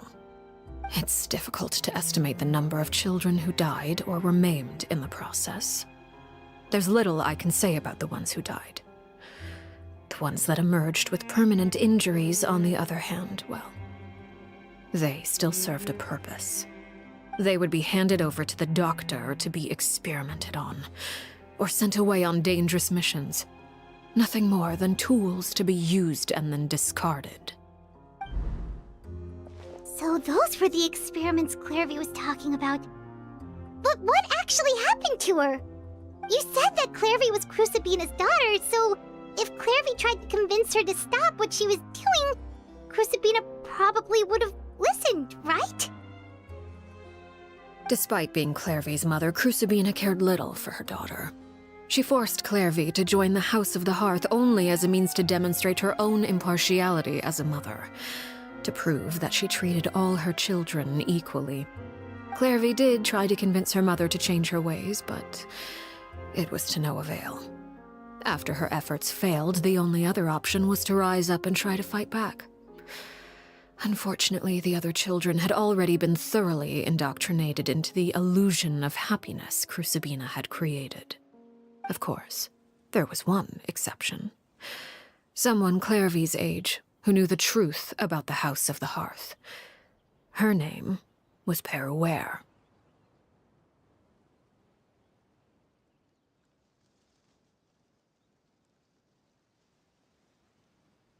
Harry? Wait, the friend that Clairvy mentioned? Friend, huh? I suppose we can call her that for now. Clairvy was a cheerful and passionate person with a tenacious spirit. Peruere, on the other hand, was rather cold-blooded. Her cold-blooded nature allowed her to see through Crucibina's facade.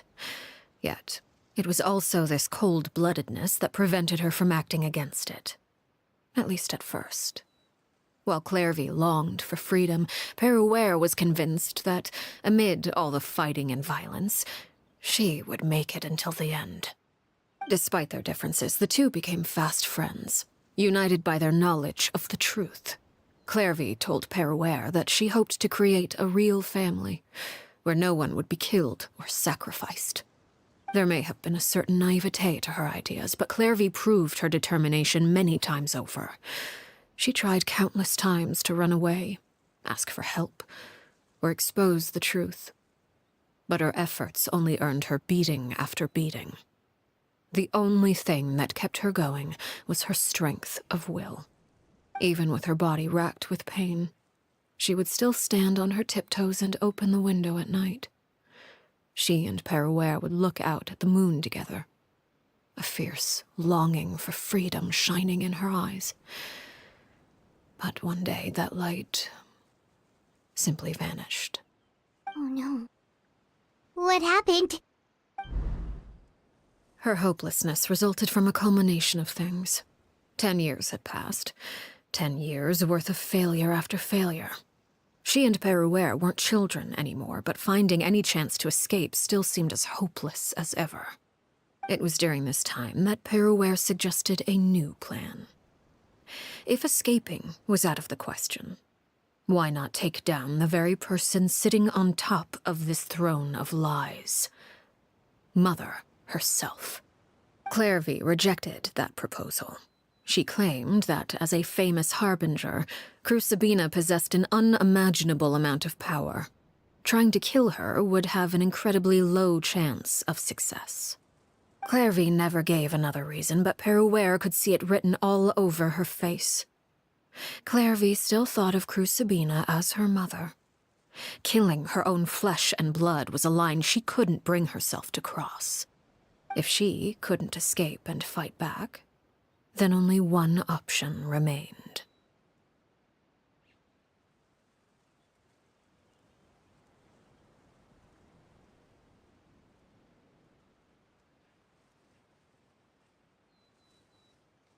Death. Precisely.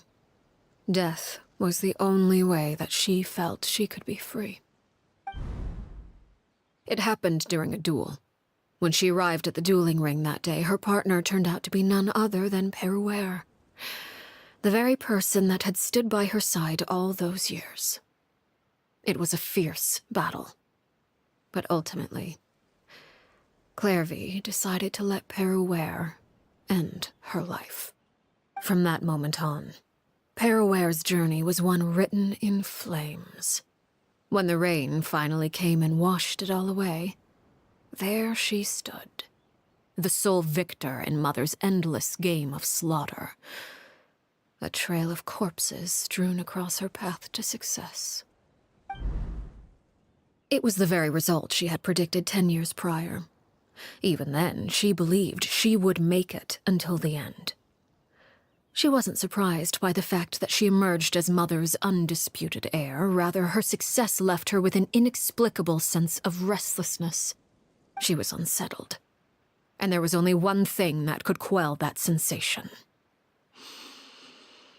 Perhaps you two would like to take a guess as to what it was? Killing the person at the very top?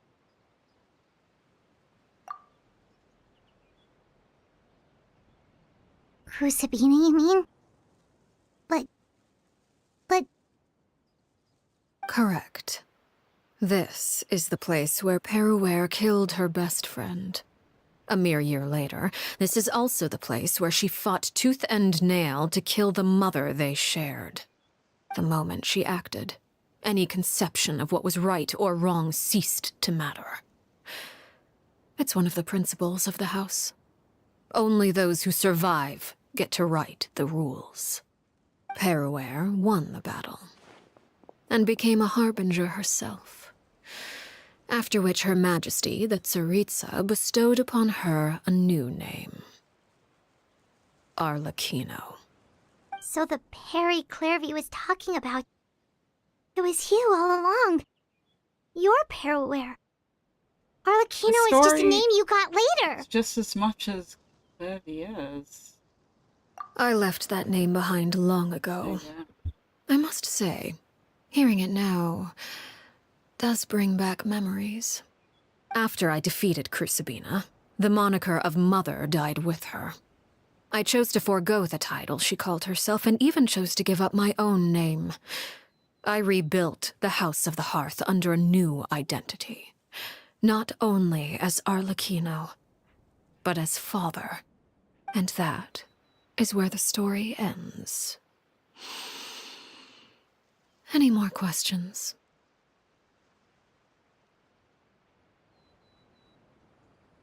The Clairvy we met, though, who is she exactly? Yeah. Based on what you just told us, Clairvy wasn't a little kid when she was killed. So the Clairvy we met... Was she really a spirit at all? I suppose you could call her an illusion born of flame. Her existence is like ashes to a fire. Something left over in the wake of blaze and ruin. You see, a certain power runs through my veins. It's not unlike a curse. My flames leave behind shadows of anything they consume. Of course, the chances of those shadows morphing into a sentient entity are exceedingly slim. Clairvy is a very special case. Clairvy died when she was 16 years old, but what emerged from the flames was her 6-year-old self. Her appearance wasn't the only thing affected. Most of her memories were lost to the blaze as well. Memory is a mysterious thing indeed. Losing a portion of your memories will alter your sense of self. Lose 10 years' worth, however, and it would be like living in the past. Like returning to a version of yourself that never grew up. No wonder Paimon got such a weird feeling when we were talking to her. Perhaps I should put it this way. Clairvy is someone trapped in time. It may seem like she exists with us in the present, but she truly lives in the confines of her own past. So if all of that is true, then you must have known about Clairvy for a long time. Indeed. She's a rather volatile and unstable entity. Sometimes she would look after the children. She's even saved some of their lives. But other times, she would hide from me and become obsessed with revealing the truth about the house to anyone who will listen. Shadows don't have the capacity to learn or grow. Any new information they encounter is quickly forgotten over time. Your attempts to expose Clairvy to sunlight, they failed, yes? The reason is actually quite simple. In Clairvy's mind, the house is impossible to escape, and it is this very perception that traps her there. But no matter. All I have to do is kill her again, and all will be resolved. I don't anticipate so much as a single speck of ash will be left behind this time. Wait! Paimon can understand why you might want her gone, but isn't there another way? So what if she's trapped in her 6-year-old self? She's still your friend! At least talk to her first! It's too late for that. She broke the rules, and now she must be punished. That goes for Filial and Nantoy as well. She's had quite the effect on them. I hope you understand the difference between Crucibina and myself lies in our formulation of the rules, not our policy for enforcing them. Upholding the rules without question is a trait we both share, because that is how a household should be run. Is this really what you want to do? Whatever could you mean? Don't you want to say a proper goodbye at least? Whether as a killer or as a father, there are two things that must be avoided at all costs: anger and sorrow. Anger makes you impulsive. Sorrow causes you to waver. Well, it appears it's about time to proceed. Before we arrived, I told some of my well-behaved children to bring our troublemakers here by nightfall. I do believe I've kept my end of the deal. I gave your friends quite a bit more time. As for what happens now, we'll just have to wait and see.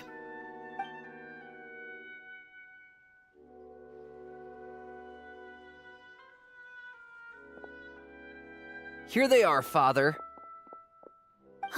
You gonna execute him? Seeing something like that would actually be a first for me. Lenny!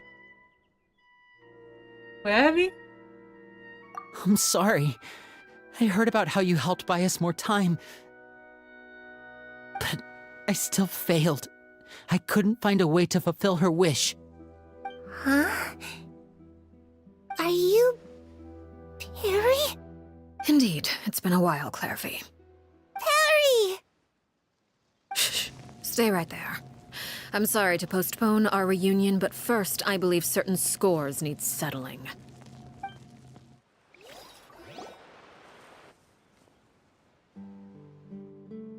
Father, let me explain. Out of my way. Father! You chose to conceal a threat to the house. And for that, you must be punished. Overall, however, I suppose your wrongdoing is hardly the most egregious of the bunch, so I'll deal with your punishments later. As for right now, the more pressing concerns are the traitors among us. By traitors? Do you mean us? Father, let me explain. We didn't mean to. Fultz, why don't you share what you heard? Yes, Father. Secret Midnight Meeting number 3. Participants, Filial, Nantoi, Sato, Toddy.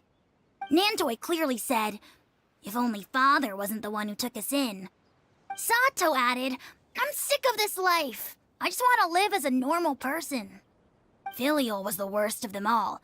She called us crazies and said a bunch of mean things about Father. I did not! You're lying! Fultz is trying to frame us! It's not like I'm the only one who heard those things. After that, you and Toddy and a bunch of other people started talking about Clairvy. You were using all those things Clairvy brought up as an excuse to question Father. We're birds locked in a cage. The only way out is to destroy it. That's what you said, wasn't it? You little... You just want me gone, don't you? What did I ever do to you, huh? And you, Sheplo, have you forgotten who stood by your sickbed, watched over you, and changed your dressings? Come on, let's hear it then.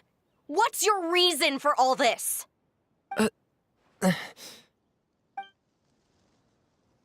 You're wrong, Filial.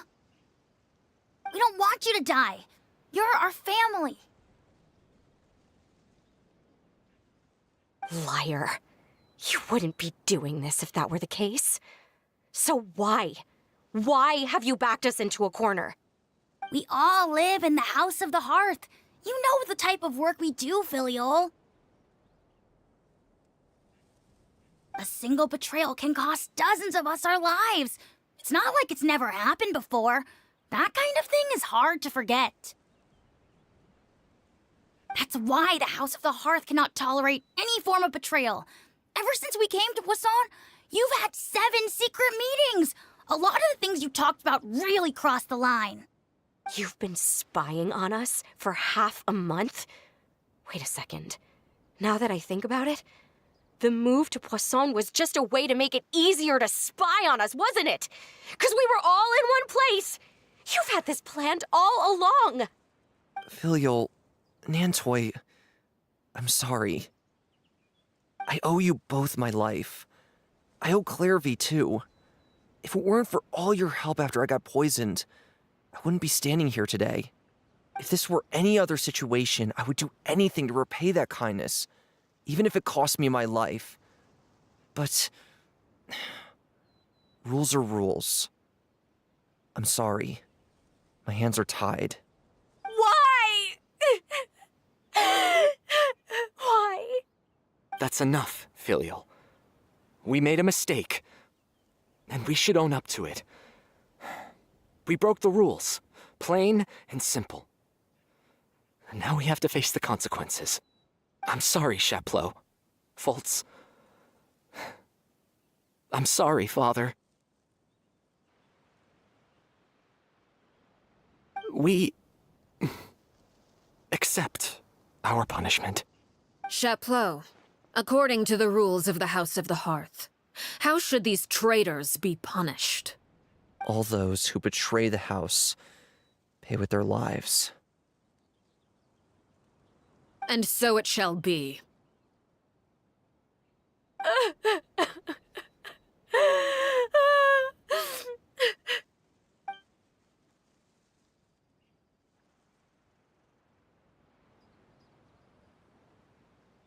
Father, please wait! Something you want to say, Linny? Please reconsider, Father.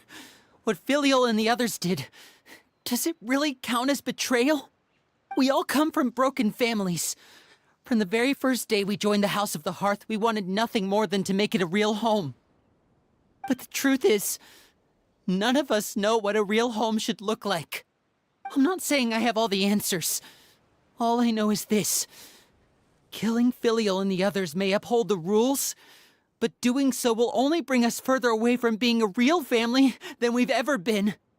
So please, Father, please reconsider. I agree with Linny. Father, please. Linny, you...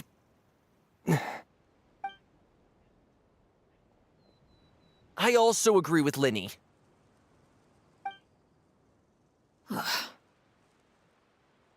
An order once given cannot be rescinded. However, given the extent of your determination, I suppose we shall have to go about this a different way. Draw your weapons and face me. Our weapons? Father, are you referring to a duel? Precisely. The rules of the house will not be altered. Traitors must be punished. However, resolving disputes with a duel is also one of our rules, one that also applies to me. Demonstrate a sufficient showing of strength, and I shall offer a concession. Wait. Beat Father in a duel? Impossible. Father is way too strong, even for Linny.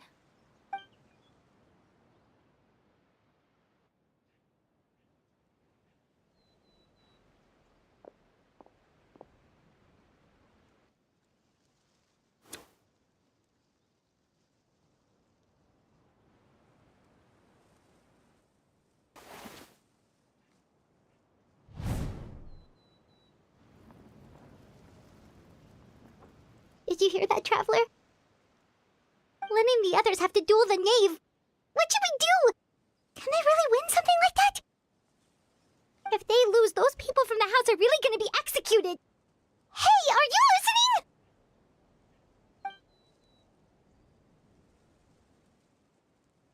Is executing them really what she wants?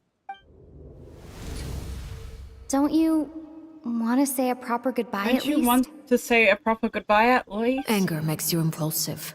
Sorrow causes you to waver.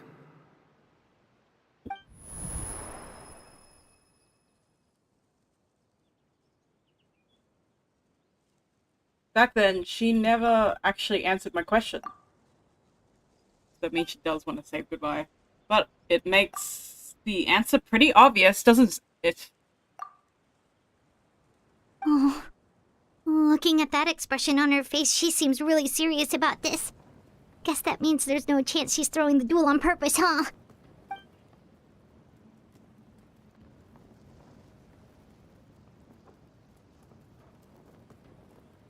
There's no way the knave will lose on purpose, although... When guests are around, families are often on their best behavior. And any disputes are less likely to escalate. When the time comes, make the choice that you deem most appropriate in the situation, and lend your help to the House of the Hearth. What's wrong, Traveler? Hey, where are you going? Traveler? I'd like to see for myself what the fourth of the Fatui Harbingers can do. You're asking to join the duel against the knave? Oh yeah.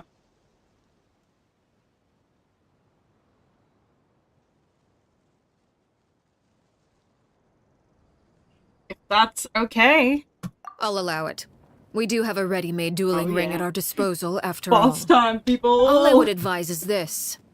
Keep a firm grasp on your weapon, and give it your all.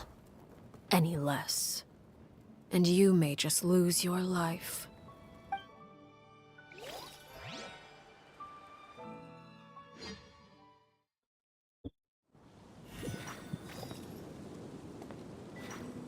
Wait.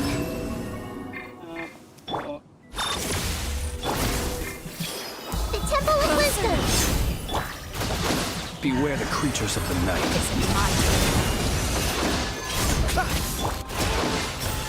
Now watch out for Father's movements!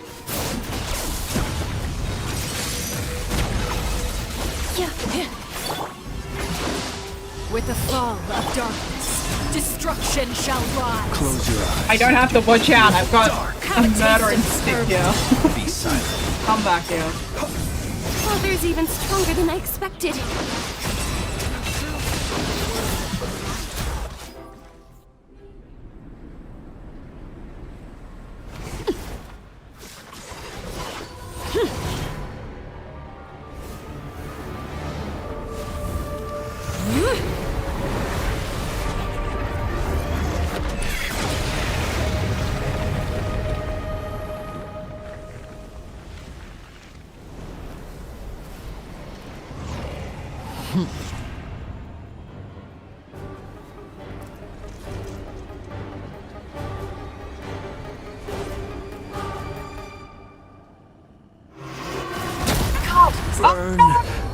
Dead! Fuck you! I am so pissed she killed my flins, man. She killed my flins. Defensive mode engaged. Grow, grow, grow! No, not Narinata! No! No! Get out of the page! Oh, fuck. Cleanup sequence initiated. Why does it keep doing that? I want it. Over here! I keep bumping arrows. I don't want to. The sun and moon have set. Oh crap! Oh crap! Dodge! Dodge! Dodge!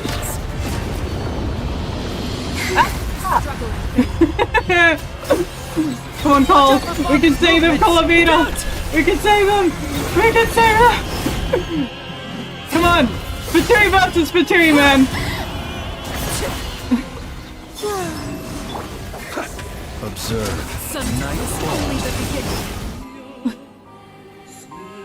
Yeah, it's because I'm not using my controller, dude.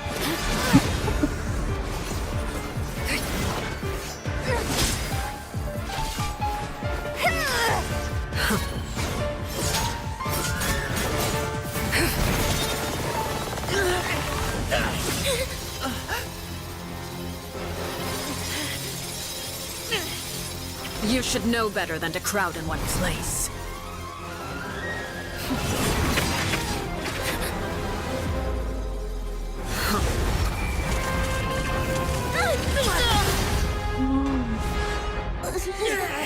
Oh, I know. No! I'm sorry, Father!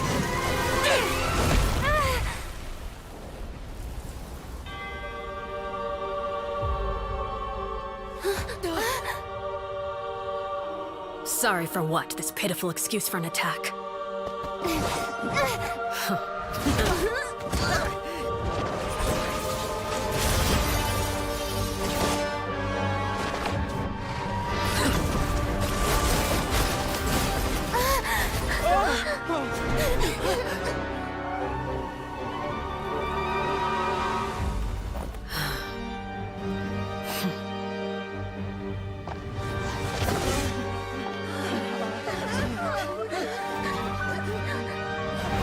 Father, no!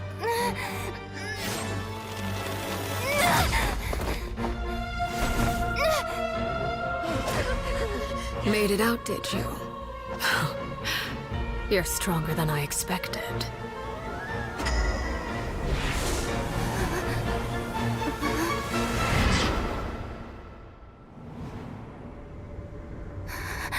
A crimson moon.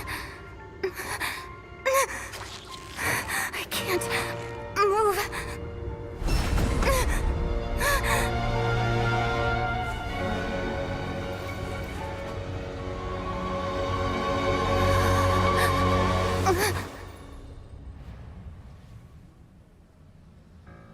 Still, not strong enough to beat me.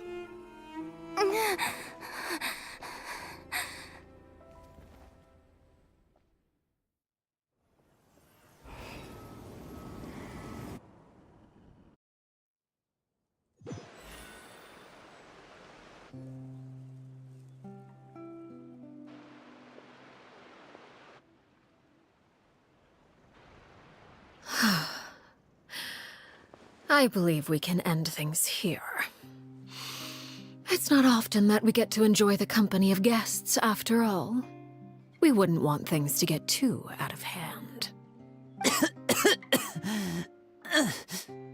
Brother, are you alright?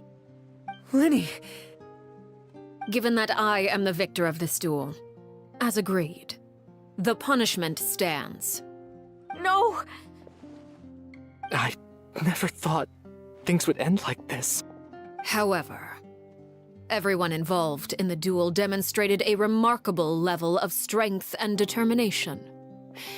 In light of this, I'm prepared to change the method of execution. Elwar, the bottled flames I gave you for safekeeping. Do you still have them? Yes? I wasn't sure what they were for, but I've kept them super safe. I didn't lose a single one. Wonderful. Then, in just a moment, I'll have you administer them. Bottled flames? Indeed. They're the product of a secret experiment. Under certain special circumstances, flames can be extracted from my person and preserved. Once ingested, searing pain will spread across every inch of your body. No harm will come to you physically, but your memories will be burned away. If you can withstand the pain. When you awake, you'll have forgotten everything you know about the House of the Hearth, and will be expelled from the organization. In other words, administering this concoction will kill the version of you that grew up in the house, and give you a new identity.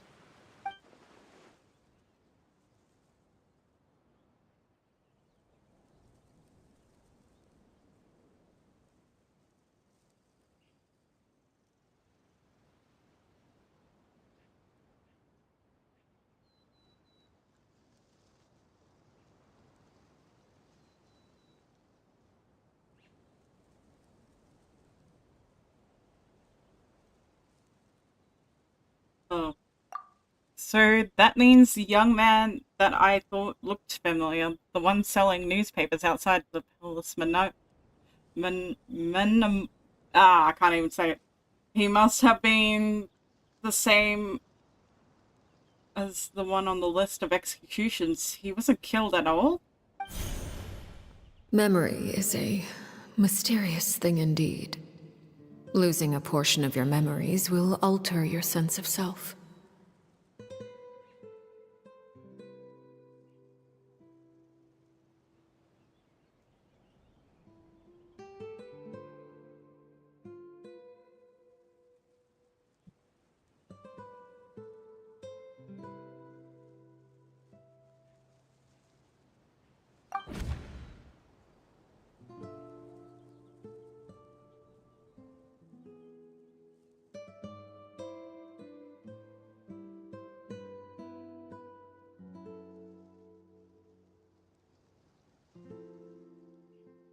Oh, more! No! If my understanding of the knave is right, she really thinks of that as killing him.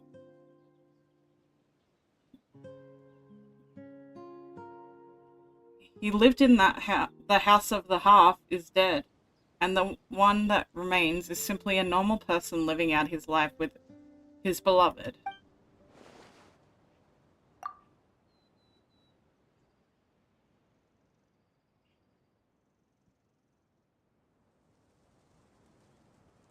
So, you're just letting us go, Father?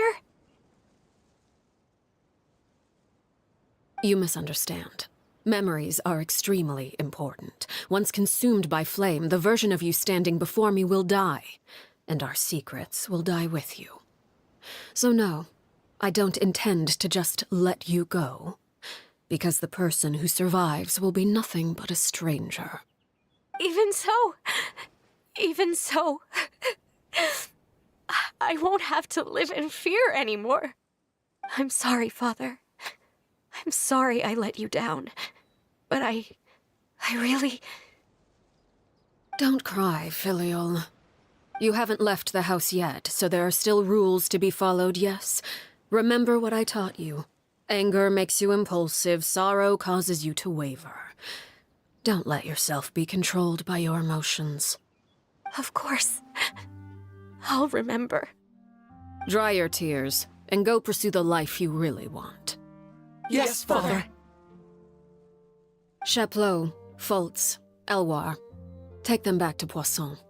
And bring Linny and the others as well. I prepared 3 extra vials of bottled flames. As for whether to take them, the choice is yours. Goodbye, children. The next time we meet, I will no longer be your father. Thank you for all you've done for the house. I hope you have bright futures ahead of you.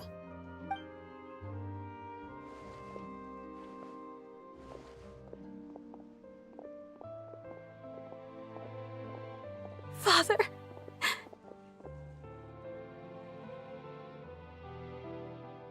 Let's go.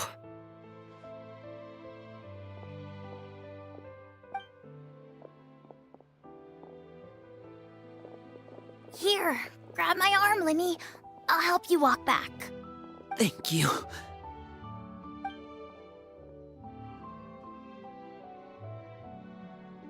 Clairvy.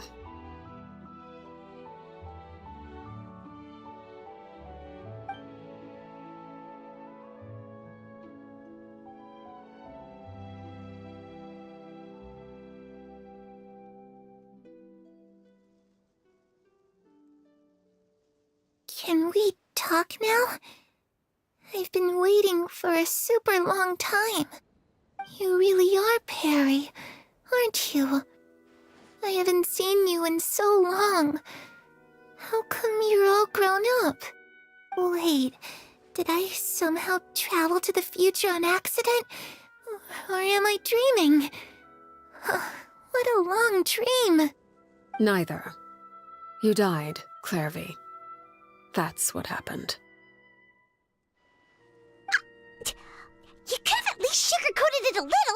Look, she's that speechless. If this really is Clairvy's younger self... Oh. Okay then. Huh? That's it? You accepted it just like that? Yep. If Perry says happened, then I believe her. Perry wouldn't lie to me. Plus, I don't really need to know why I'm like this. I'm more curious about what happens in the future. If you're a harbinger now, Perry, that means Mother is gone, isn't she? Can you tell me about it? I want to know what happened to her. And to me. You never stopped trying to defy fate. At first, no one believed you. You could only vent your frustrations to the moon. In fact, you often sought comfort in the night sky. You wanted to see the aurora, so one night we promised each other we would go to Snezhnaya to see it together. Later on, you tried to run away, but you were brought back each time. Mother spared your life, but it wasn't out of kindness. Instead, she decided to make an example of you by slowly torturing you over time. That way, the other children would know what happens to traitors. Still, you never gave up. Mother hoped that through ruthless duel after ruthless duel, she would be able to crown an ultimate victor among the children she raised. But you called on everyone to unite, to fight to a draw in order to reduce casualties. Your efforts may have only delayed the inevitable, but still. You gave them hope. You tried everything you could think of, but every attempt ended in failure. Still, you never turned your sword on Crucibina, and you never turned it on me. On that gloomy day, you told me, "For the last 16 years of my life, I've done everything I can to fight for freedom. But now, I realize that the only freedom I truly possess is the freedom to choose to die." I never imagined I would say something like that. I must have been feeling really worn down. But somehow, I still think I understand. According to Mother's plan, only one of us was going to make it until the end. And I always hoped that person would be you. If I could do it all over again, I still don't think I would make a different choice. Even when I first met you, I knew you'd be able to do what I couldn't. Is that so? Even now, I'm not sure I truly understand what kind of freedom you were trying to pursue. But as the head of the House of the Heart, as the children's father, I've tried to give them freedoms. The freedom to choose their own fate. It's something I discussed with the Eudex of Fontaine. The children who want to leave the house will have their memory wiped clean of secrets pertaining to the organization. In return, they will be allowed to live a normal life in Fontaine without being prosecuted for their past. Of course, I won't simply hand freedom to them on a silver platter. They have to fight for it and prove themselves worthy of it.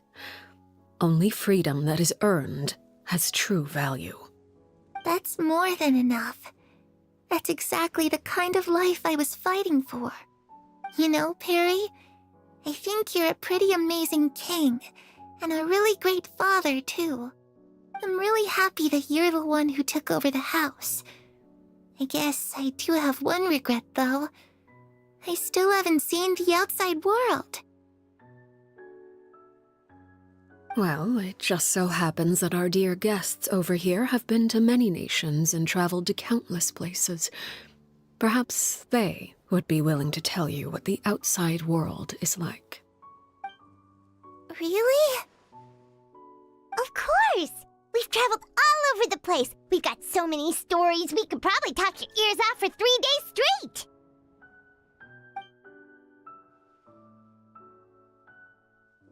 You know, I used to dream of being a bard. Playing the lute while singing into the winds of freedom. Even if there was no one there to listen, I would have continued to sing no matter what.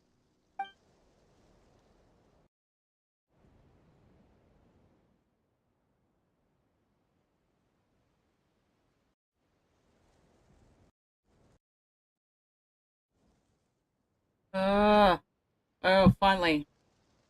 Sorry, if you could hear weird beeping in the background, it was because my mic for some reason keeps disconnecting, so. Ah, that's where Mora comes from. I never knew that before. If I had some Mora, I would buy 3 new dresses. One for me, one for Perry, and one for Mother. It's just too bad Perry doesn't like wearing dresses. And Mother, well, she probably wouldn't accept something like that either. I guess I'd just have to keep them all for me then. I could wear a different one every day.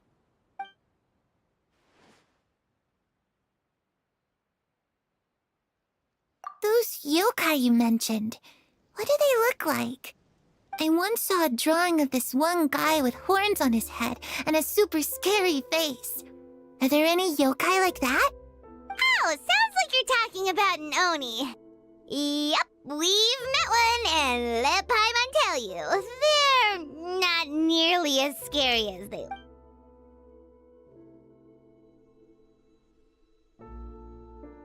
I was always too afraid to skip Mother's fighting lessons. But at the academia, I bet you could do all sorts of secret things in class. Things that have nothing to do with studying. I'm just kidding. Being able to study whatever you want without having to fear for your life actually sounds pretty great.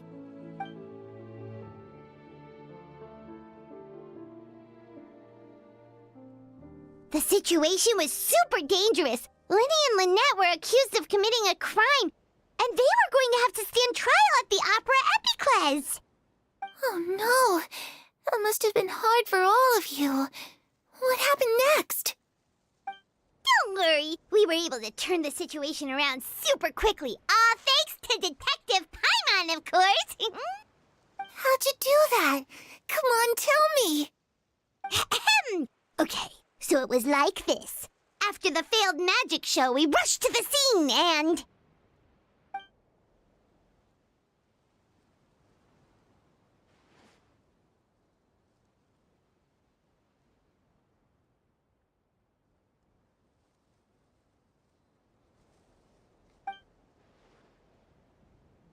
Well, she's definitely listening intentionally to Paimon's stories. Maybe this is the first time she's ever been able to truly relax, but I'm not sure how long this moment can last. Shadows don't have the capacity to learn or grow. Any new information they encounter is quickly forgotten over time.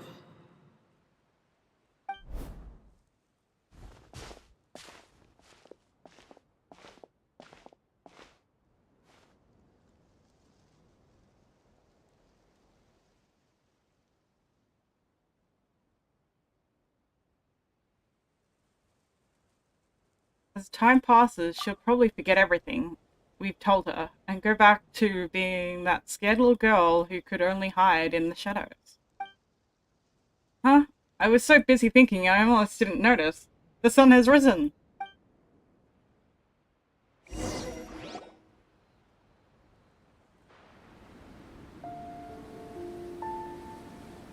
Clairvy, you've worked tirelessly from the shadows to overthrow the House of the Hearth. Now, by my authority as the Knave, I shall announce how this matter ends. You are hereby expelled from the House of the Hearth. You are no longer tied to this place, nor are you bound by its rules. You're saying that I can finally leave? I get to experience the outside world as well? Oh, I almost forgot. There's no getting older for me. Still, seeing who you grew up to be makes me really happy, Parallare. Take care of yourself. Goodbye. May we meet again someday.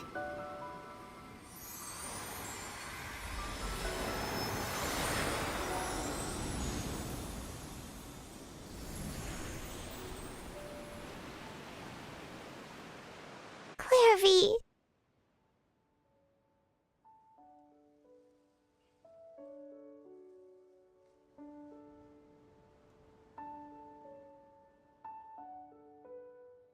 She left so soon. Paimon didn't even get to finish her story.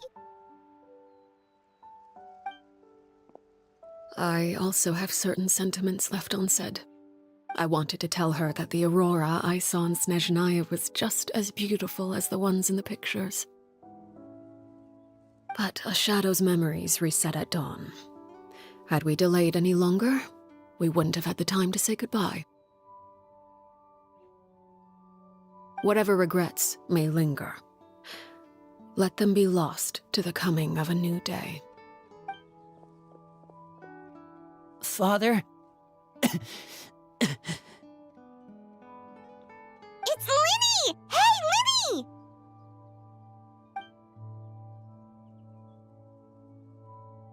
What is he doing back here? Let's go check it out.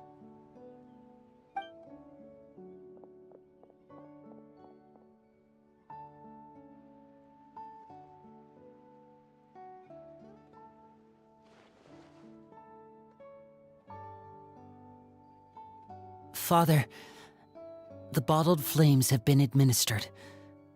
Filial and the others have left the house. And you? What have you decided?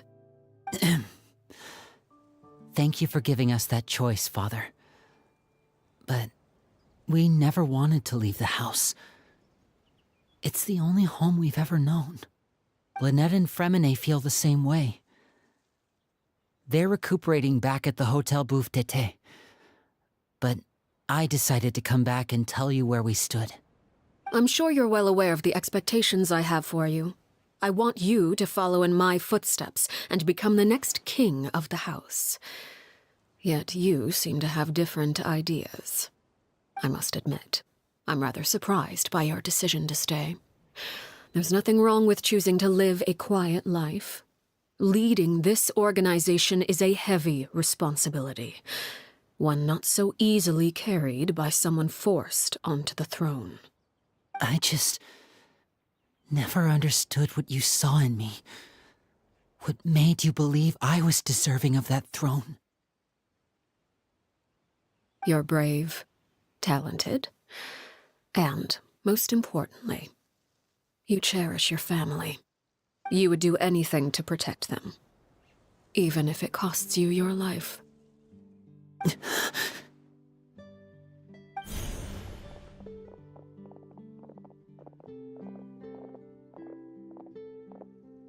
Speaking up back there was so brave of you, Linny. It's all thanks to you that we were able to convince Father to back down. You're a hero, Linny. Hero? Father is the real hero. Had Father gone all out during the duel, there's no way I would have walked away with my life. She must have had it all planned from the beginning, from the very moment she suggested a duel. I'm not deserving of that title. I'm not strong enough or smart enough. You're wrong. In my opinion, all you need to be deserving of the throne is conviction and the necessary strength to act on it. We may have different ideas of what it means to be a family, but you can hardly be said to lack conviction. What you truly lack is strength. For someone of your talent, though, that's something that will come with time. Even without that strength, you still chose to face me in a duel, even though the odds were stacked against you.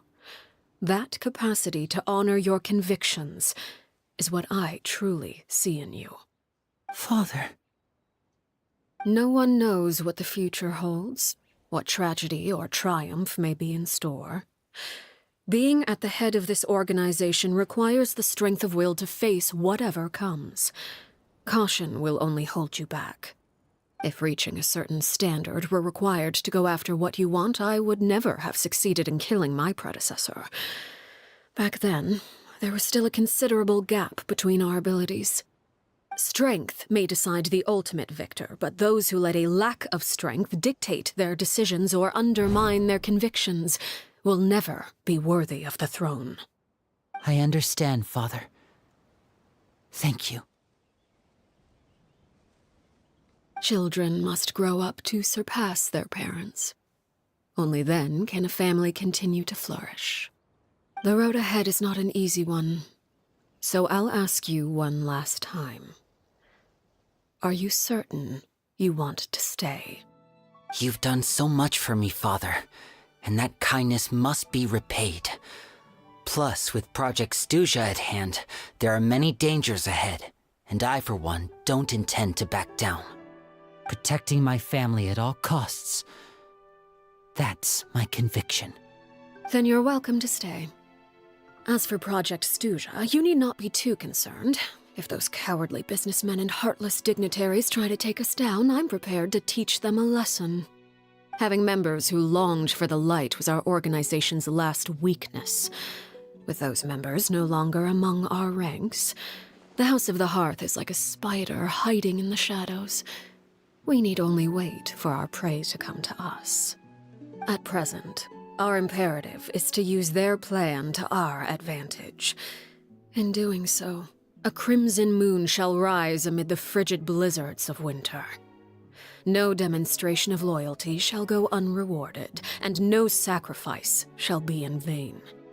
As for the two of you, whether we meet again as friend or foe, I'll remember the camaraderie we shared in this moment. No matter how arduous the journey ahead, I hope we both reach our desired destination.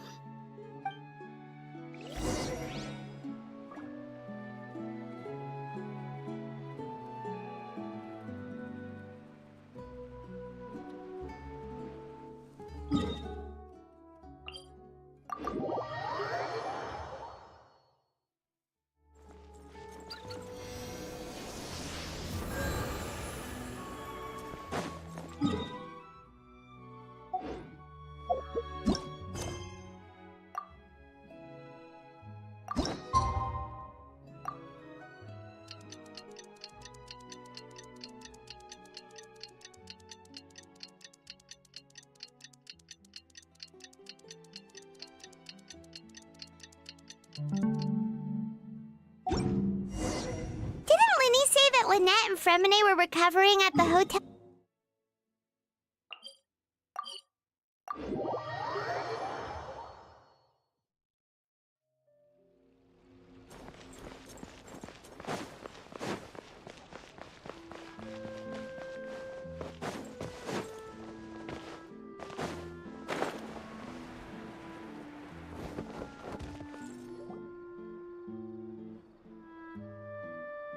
Lynette? Fremine?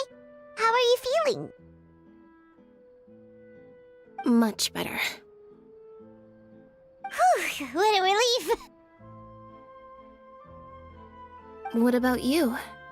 Are you feeling alright? There's no need to worry. I'm right as rain. I knew you'd come out Sounds unscathed. so old. Us, on the right other as rain. hand, well, we've been bedridden for 2 days. I couldn't even turn over. Oh, and I wanted to ask, is Clairvy gone? Linny and the other members have left Poisson and returned to the House of the Hearth. According to him, there haven't been any more sightings of a spirit roaming the house.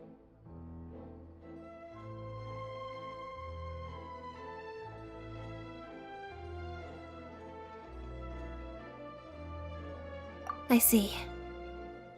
Oh, her wish I'm is being glad. fulfilled. Father came to check up on us 2 days ago and told us about what happened with Crucibina and Clairvy. Actually, I've met Crucibina before.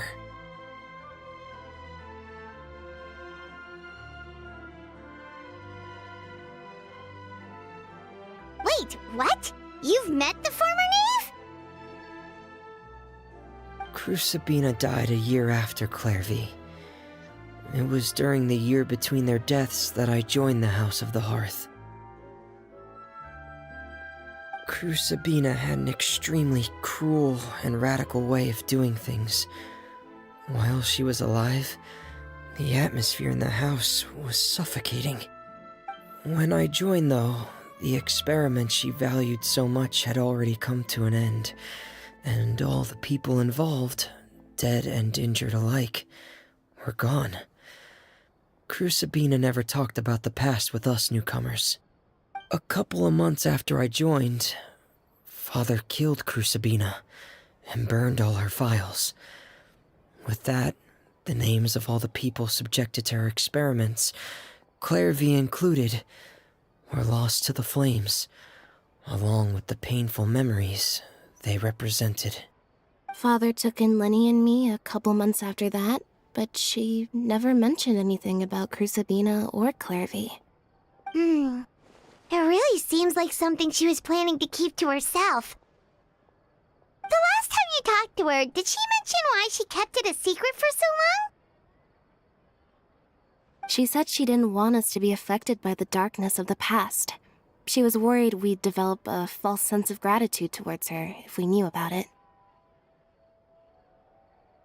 The foundation of a family should be free of any corrupting influence. Whatever happened in the past, it has nothing to do with who we are now.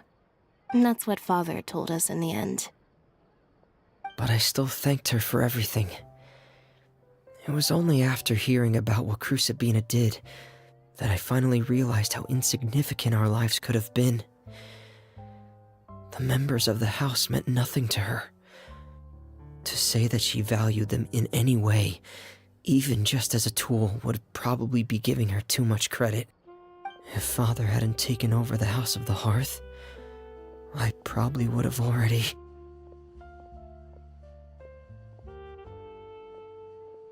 Oh, don't think about that. He saved you in the end. Father rarely brings up the fact that she saved us. She doesn't believe that being indebted to her should be what ties us together. But even if we didn't owe her anything, we would still choose to stay. Because this is our home. We may have arguments or times when we feel wronged. Some people may even choose to leave. But as long as Father is here, we will always have a home. Whether the path before us is bathed in sunlight or shrouded in shadow, we'll follow Father wherever she chooses to go. So I wanted to say thank you for helping us make it through this crisis. Without your help, we could have lost a lot more along the way. Oh, we didn't do anything, really. Just invite us back as guests, and we'll call it even. Of course. You're welcome anytime. Are Are Filio and Nantoy okay? I actually saw them at a cafe this morning. They didn't recognize me. From what I could tell, they were drinking coffee and talking about one of the operas that started running recently. They seemed happy. If I had to take a guess, I would say they finally found the kind of life they always wished for. Woo, we finished it! Time to pull! Time to pull! Do I have enough for a temple? That's the question. Ah, stop it. I've got enough. Nah! I still didn't get it. Nah! I'm so sad.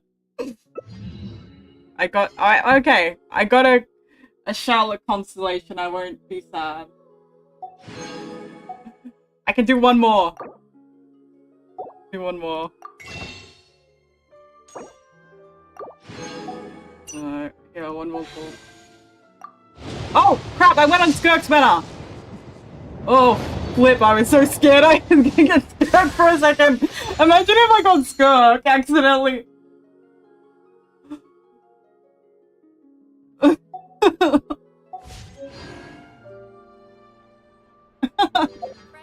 That is funny as. Anyway, I got two, whatchamacallits. Yeah, I'll add them. What am I up to Charlotte's concepts now? Oh, I've only got C2 Charlotte. Oof. And I got a Dahlia. Oof. Let us have a modicum. Once I get more, I'll show you if I do get her before the banner goes. Okay, one more because I don't care. I'm spending it.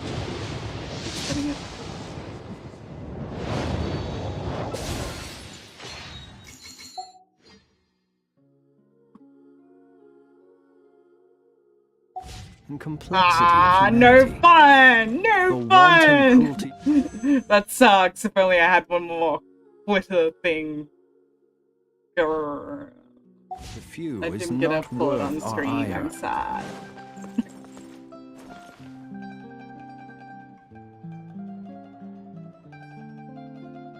But I got two Charlotte, so I'm not gonna be sad. I got two Charlottes for a C0 Charlotte, so that's pretty good. Okay, hopefully I'll get Escoffier. I will post here on the community tab, because I have never used that before, if I do, before. Because I do have the pass, and I will get 600 soon, so I just need to reach a certain amount. Anyway. I don't know. I could always level up and then go down. You know what? I'm gonna do this. I'm gonna do this, man. I'm gonna finally level up my world level.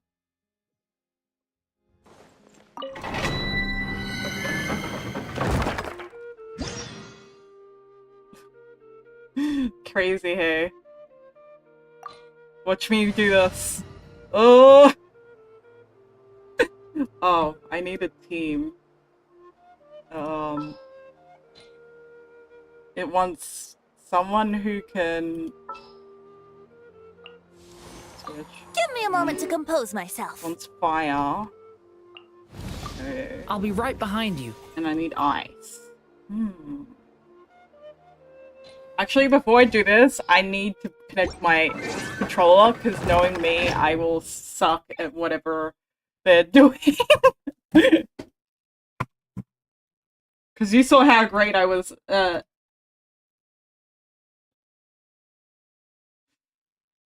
like, you saw how great I was in that boss with, you know... That was funny.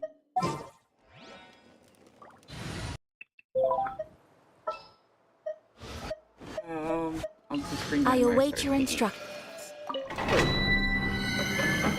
I'm doing this all for you!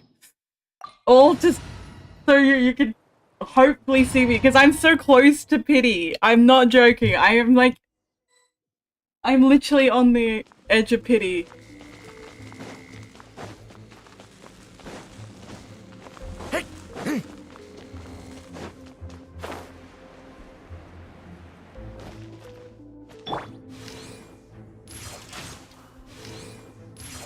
Yeah, for a second I thought they were explosive, but they're not.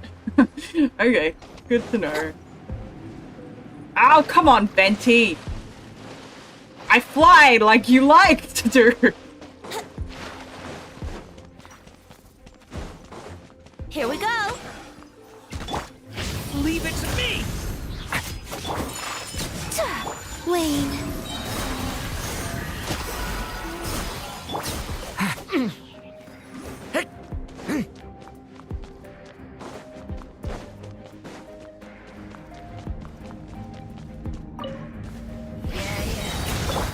Take flight.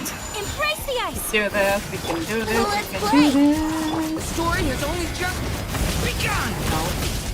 Time for takeoff. Three moons converge. My apologies.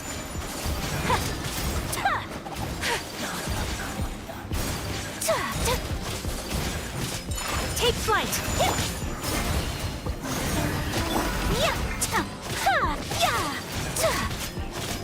Brace yourselves. Decay! New life! Whirling snow. A new moon rises. Think you can get away?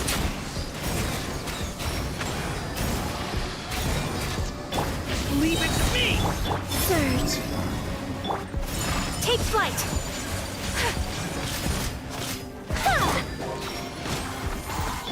A turning point in space!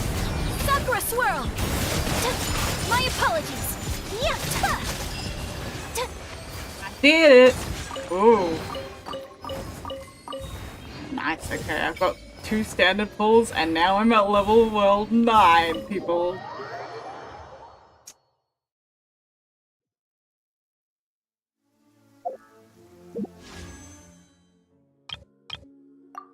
Let's see if I can get a 4-star on here.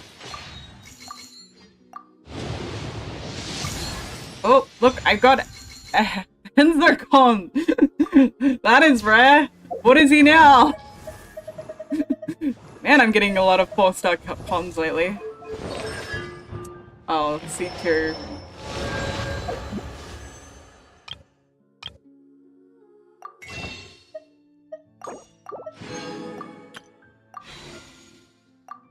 Come home, Escoffier, please! I beg you! Why must you do this to me? It's so cruel!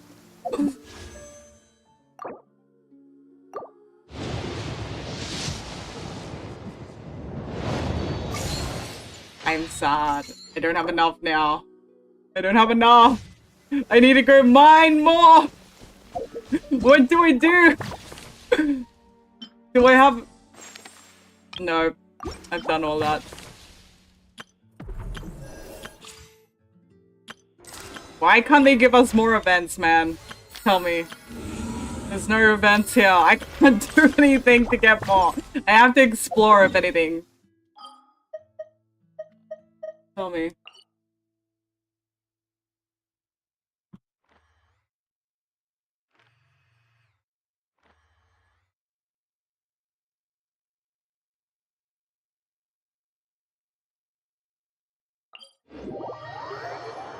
Where would these chests be? That's the question. There's a pleasant breeze.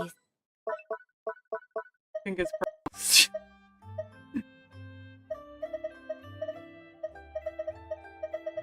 Wait, oh, it is already... And glorious sunshine. It's on my thing, but it's not in So, where shall we go for a walk? Oh, there's one over here. Oh, that's coins, I don't care.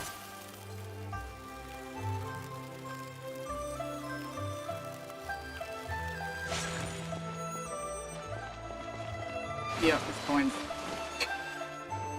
Oh well. Better than nothing.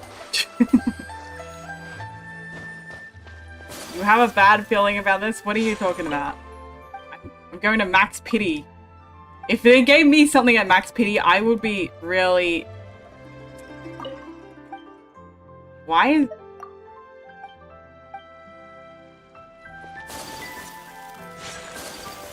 Annoyed.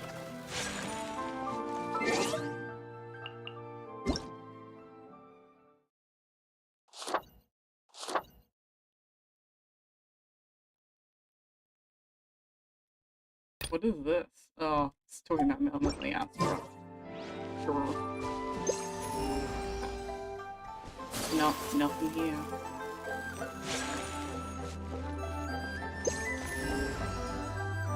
If only you could send me advice a loot bomb. Dude, then I could show you. I will prove you wrong, Dad. I will get Escoffier. I will get her, I tell you.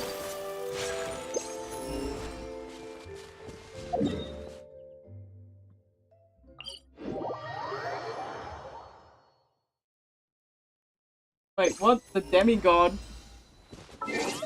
What I need to do is unlock some, what do you call it? What is this? Collect the entire Fox Dandelion series. I wonder what I can do to get more.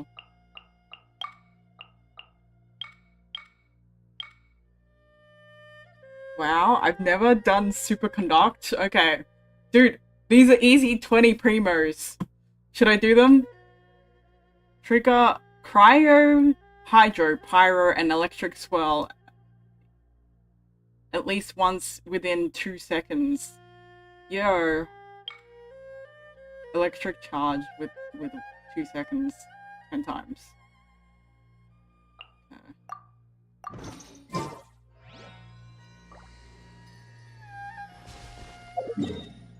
I don't know. Like, I feel like I've already faced this dude before. Do you want me to kill him again? Oh look, there's some pyro dudes. I'm gonna murder them because I find that, like, for some reason Nectar's still useful to this day. On 3 moons converge. Time for takeoff. Yahoo! so many characters who work. Here we go. Ta-da. I love my DPS Venti. Oh, come on.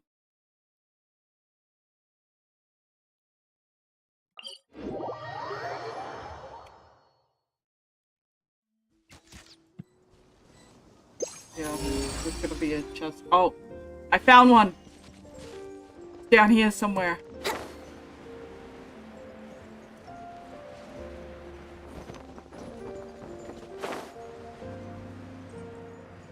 Where is it? I can't see it.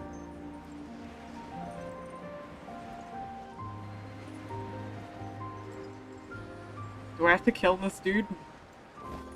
Question mark? I don't know. Where is this chest? It's lying to me. Oh, yeah. Faster. What a find! I wonder how many bottles this will be worth.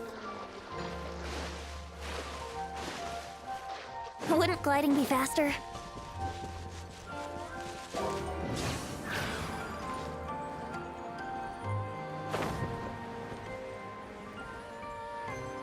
Oh.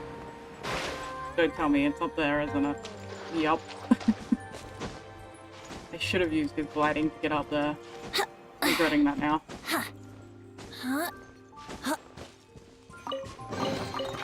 Thank Barbados. Wait a minute.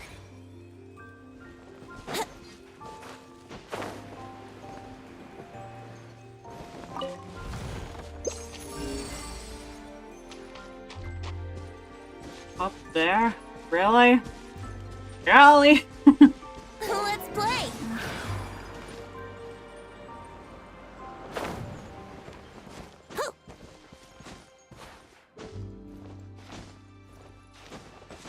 Oh yeah, now I can show off to you my echoes I got. Dude. I'm running up the hill.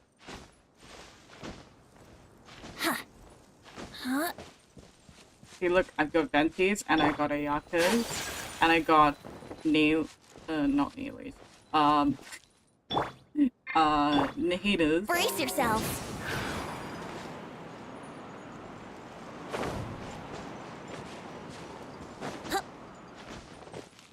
Wouldn't gliding be faster? Up here. Come on! Oh no, it's down here. Oh, okay. At least this is a bigger one. Here we go. See? Think you can get away? The story has only just begun! Stay... Take flight!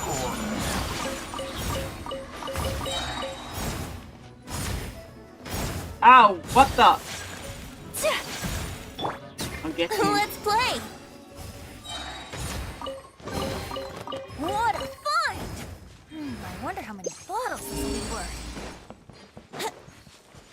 Why more climbing? I hate this. Now you can see why I've never explored this area before. Too much climbing, man. There's too much climbing here.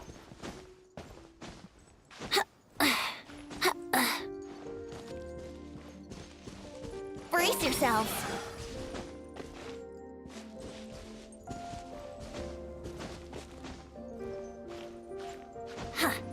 Let's play.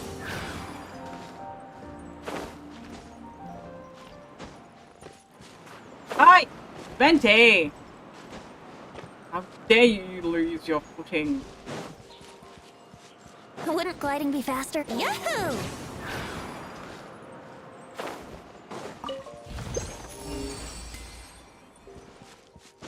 Oh, I see it. It's on the top there.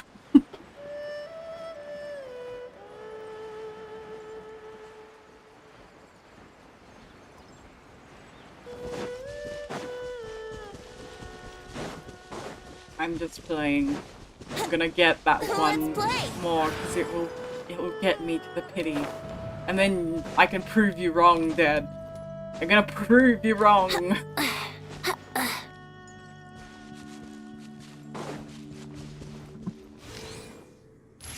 Come back here, you damn friggin' slime. Gotcha. Where's the other ones? Where are the other ones? Where is that? Where is it? Where are they? Do you see the slimes anywhere? This is rigged. Oh. Wouldn't gliding be faster? Yeah. Oh, come on. Gotcha. Here it is again. Yes! I'm too good at this, man. Too good, I say.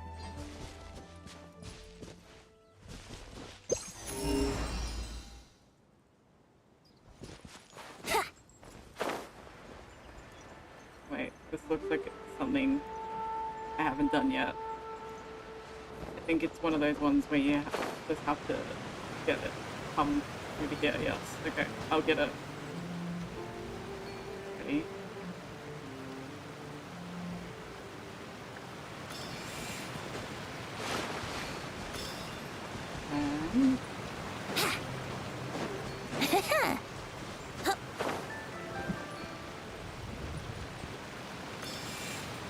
Okay. Wait, where's the last one? Oh, it's over here.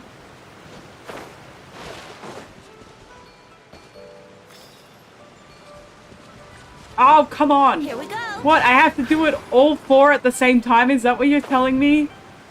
Seriously? No wonder I... Wouldn't gliding be fast?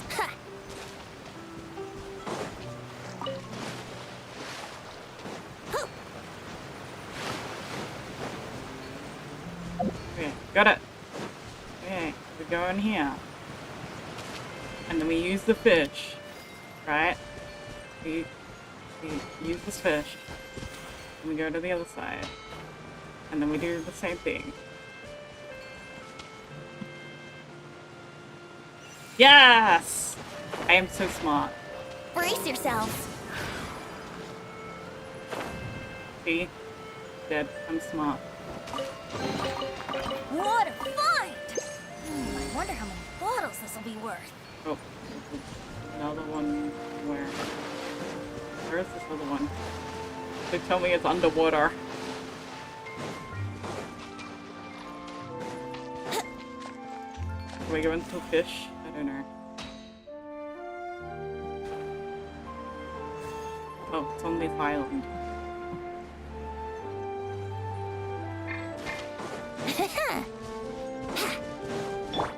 Come here and let me murder you! Leave it to me! The story has only just begun! Time for takeoff.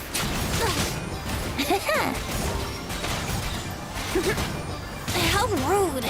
Kami-sato out! Sometsu! My apologies!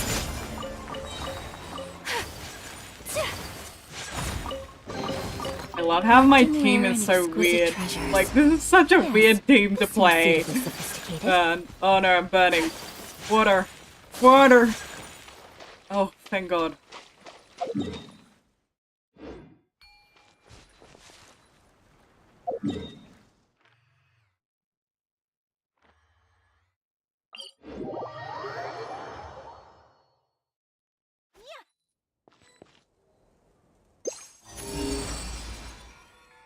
Wait, something down here.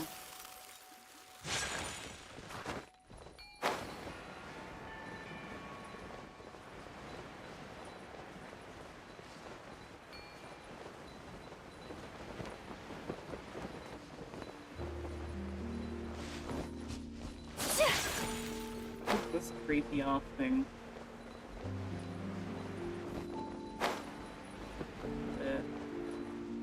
Why the owls around? That's my question. Oh, maybe down here?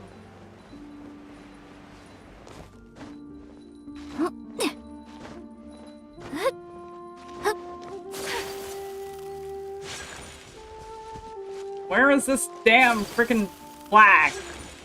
Come on! Show yourself to me, flag. I beg you.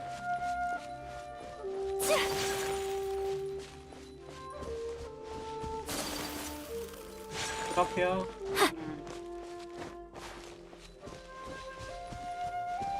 Where's the flag? I can't find where the flag is.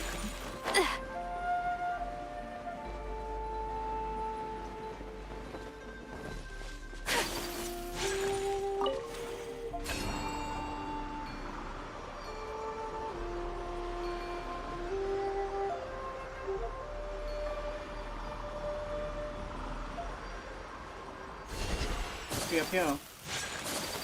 Okay. We're up here.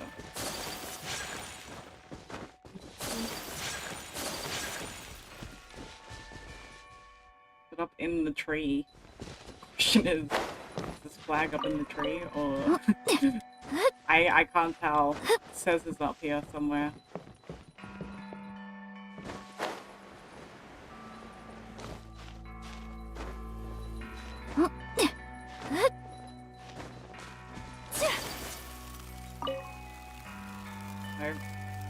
Something I've already touched on earlier. Where's this flag? I hate this. I'm going around. Oh, there. I found it. I found it. I found it. I found the flag.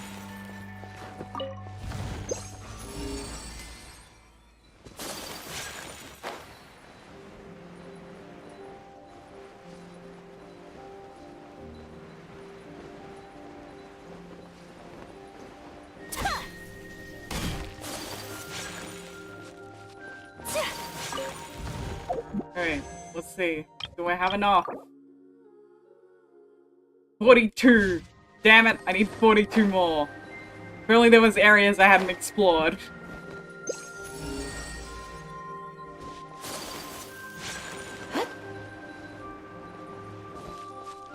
I'm just too much of a 100%er, man.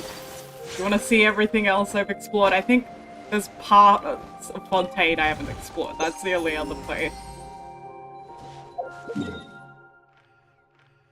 Oh, we've 100%ed it.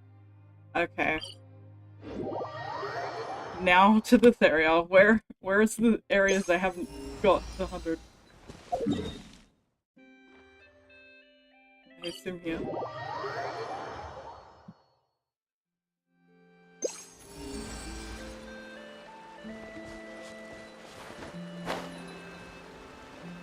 Oh, on this pillar.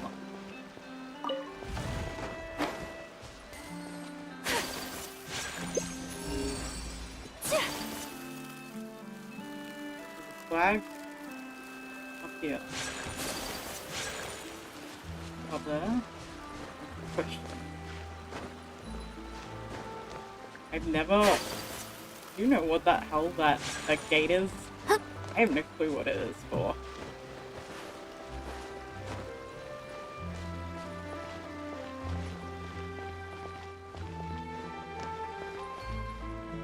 Oh. Take flight! Show me where it is. Is it? Supposedly there's a chest in here. Does it trigger a quest? That's the question. No, it doesn't.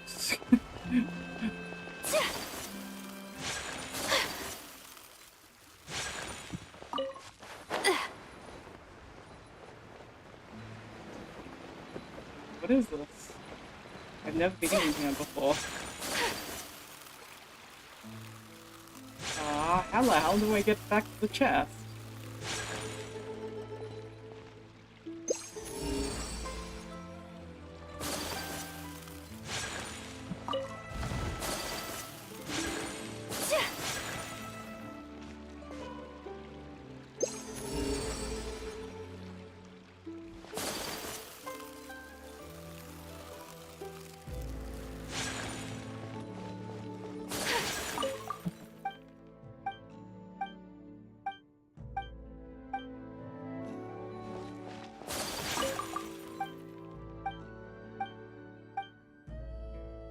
You're dying?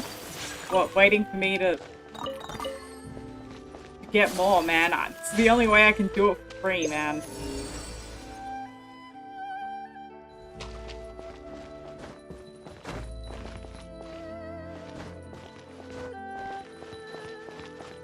Where is this? I can't even get up there. It makes sense!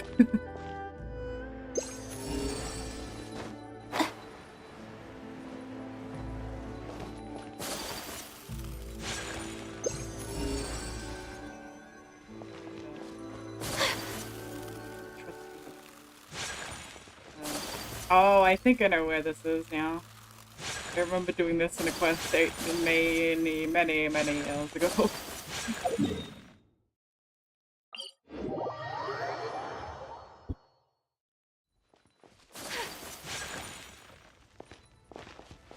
I'm gonna get back to the entry way. Wouldn't it be funny if it's all on top here? That's where it's actually leading me to, anyway.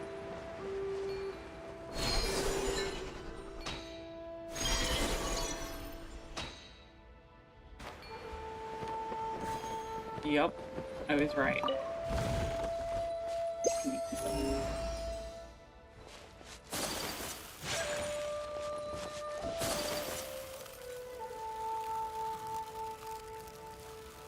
Down here in the entry. Where's the entry again? Can't even remember. Do you remember where the entry was? Dude, I forgot.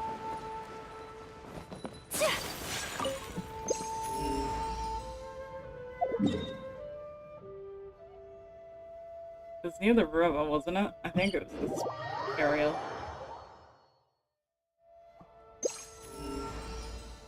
Nope.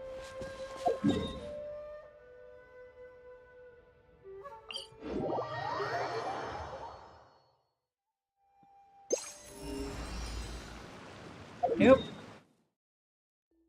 Oh, this is so annoying. Can't even figure out where the damn entry was gone. And there was a possibility. The cat's being an asshole and destroying my window. Shush! Yeah, I know you want to be let in, and you want to come into my bedroom, but you end up accidentally ending my stream half the time I let you in.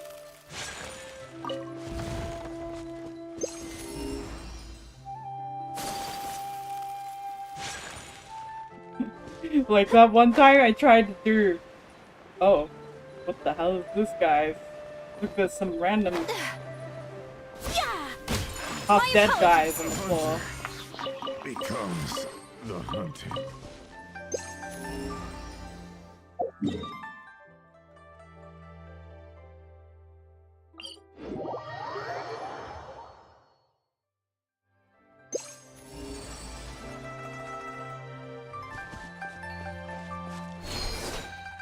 Dude, I'm trying my best, man.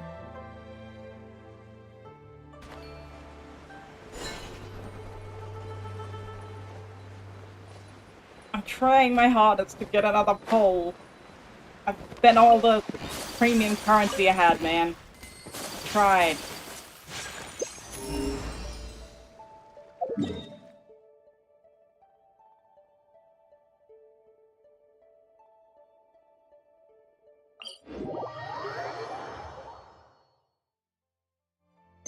Killing people's mean. Yeah, your name's Deadshot.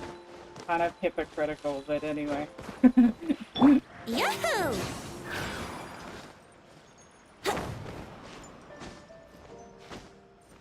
Huh? Ha! Ha! Oh. I found a campsite.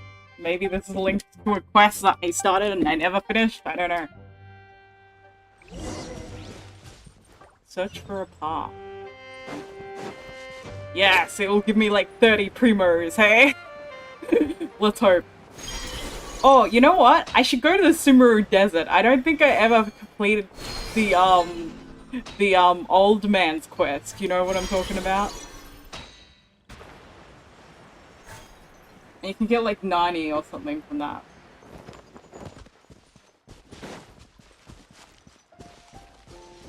What am I looking for?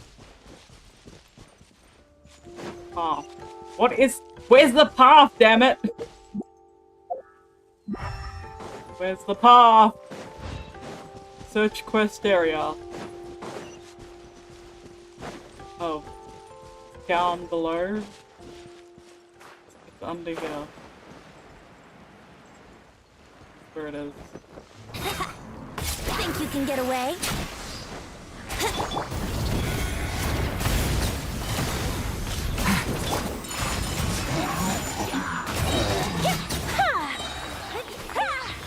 Melton's just so OP, man. Hey.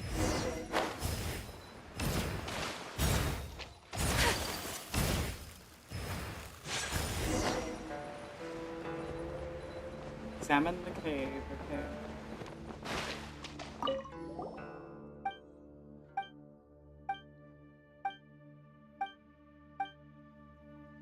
Why do you keep calling it Canada, man?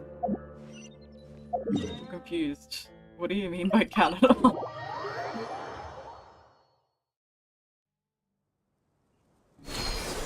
Oh, down here. Where we need to go. Here we go.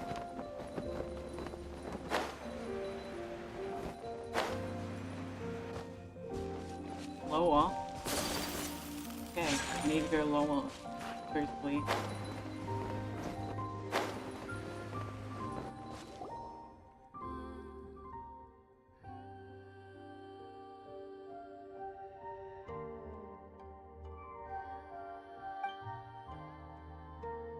Could he gone back already? But he's not around here either.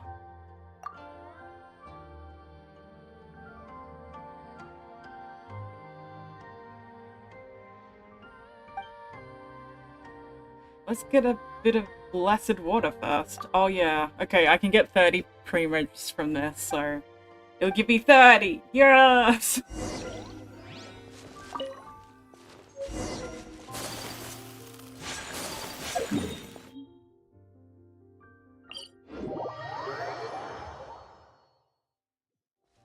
I don't know if you've ever done this quest, but it does give you like 30 free rounds or something, completing it.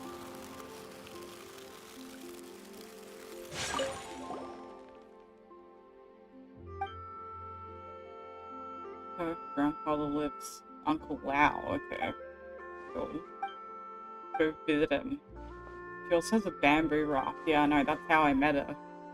He's a herb gatherer. He passed away? Was I talking to a ghost, man? I've been talking to a ghost! What's with ghosts? Tell me.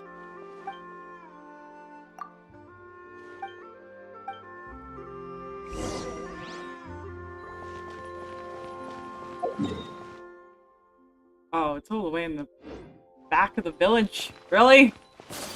gonna make me go that far just for some primos? It's all the way up at the top of the mountains, man. Seriously? Brace yourselves.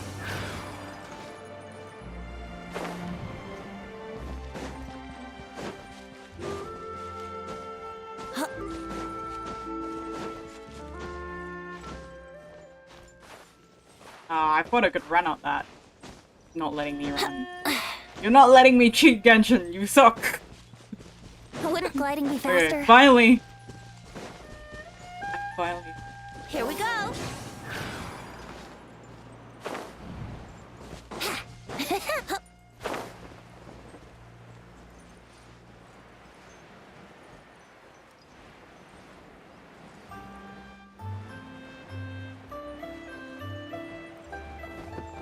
I'm gonna steal their herbs while I'm at it. Give me some tea, man. I'm stealing your tea. Mohahaha.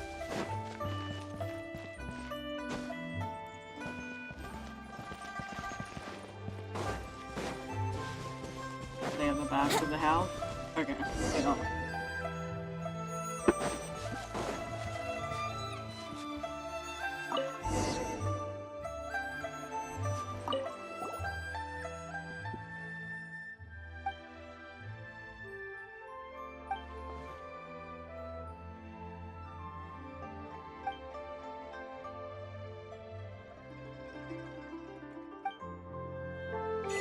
Where? Oh, thank God, we got the Primos. Finally got the Primos. Do I have enough? That is the question. Ah, 12! Damn it! I need 12 more! Grrr. 12 more Primos!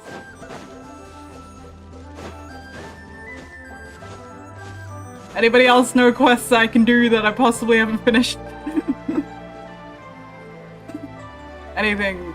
I'm desperate.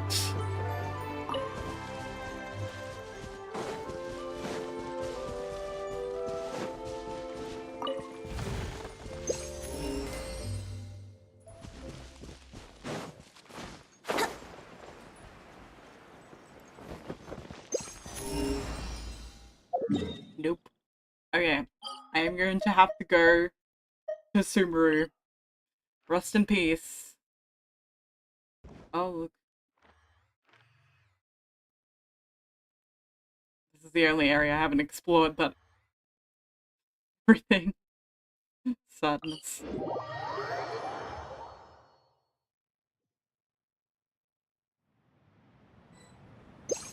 Did everything else, man. I 100%ed.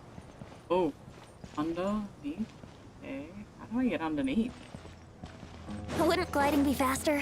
Underneath there.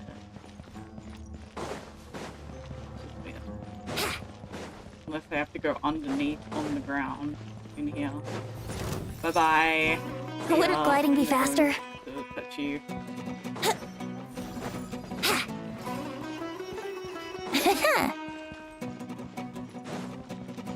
No.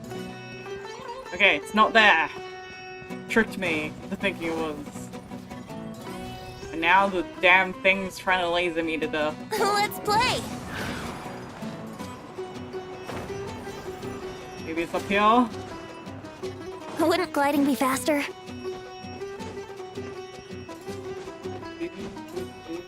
Huh?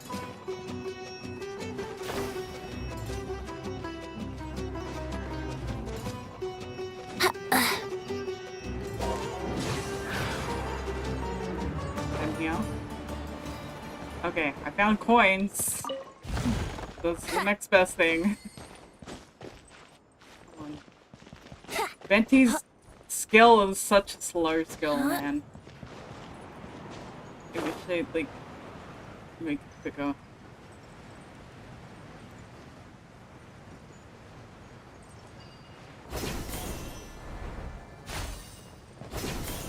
Okay, down here. Cross this down here. There must be an entry somewhere. They can go underground. Oh look, this looks promising. There's some kind of temple-like structure here.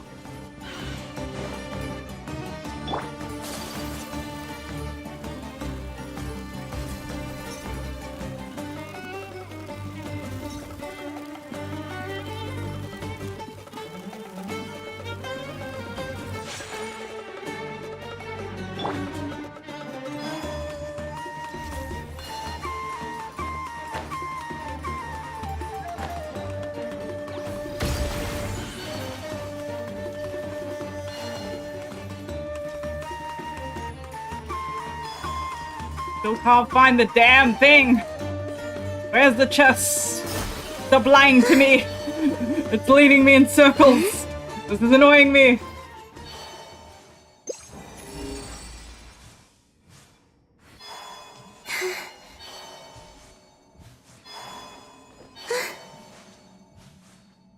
Oh, how do I get up there? Just led me to a dead end. That's great. Thank you for leading me to a dead end, Genshin. Yay. We're on a dead end. And now you can see why I hate doing what you call it. Forest stuff.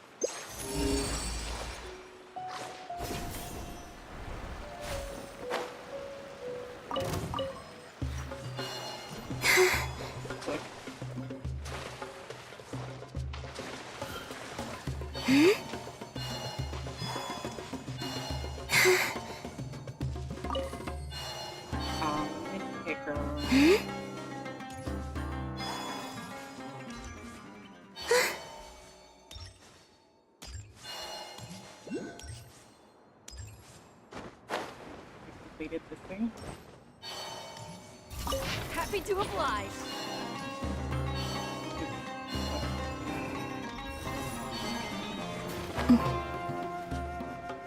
Where is the last thingy? Is it up there or something?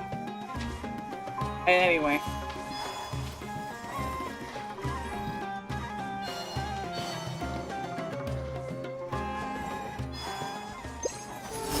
I just need 12 pre-rolls, damn it!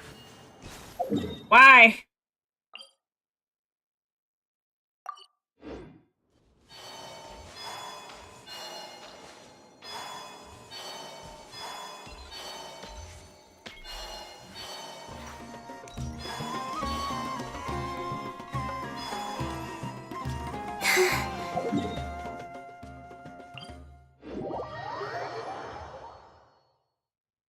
The sand is cool and comfortable to walk on at night, but it gets so hot during the day.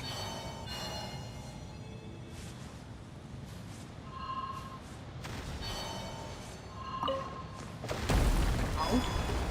That wasn't very nice of you.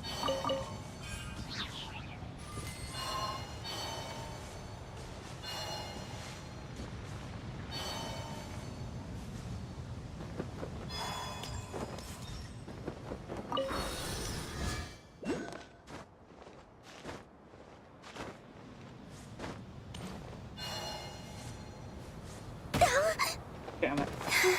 How do I get there? There's the last thing that I have never gotten.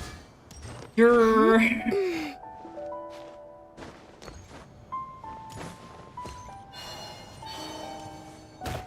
How do you guys stop this?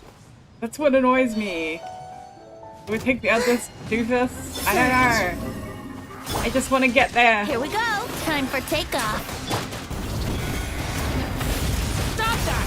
Watch out! A new moon rises. Sakura swirl! Take flight!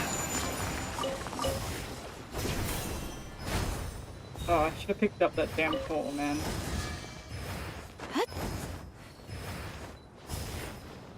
Yeah, you're just making the storm worse! Or is it containing it? I don't know.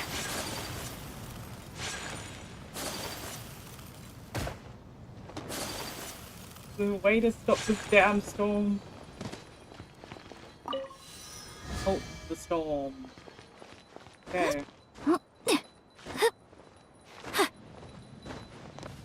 Not very health looking. Why won't you turn off? I want that damn chest! This is pissing me off. Grr.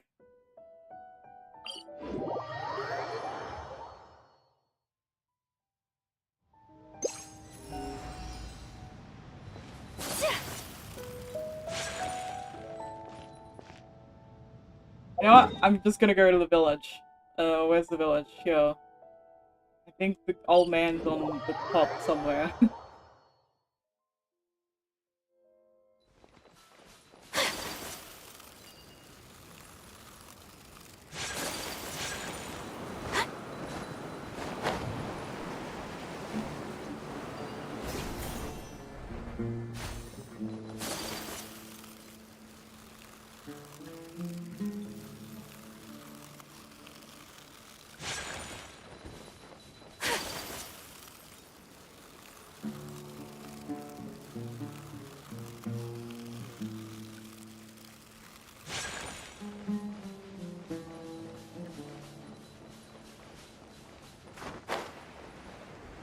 Now, I need to remember where the hell he lives again. Somewhere in this town.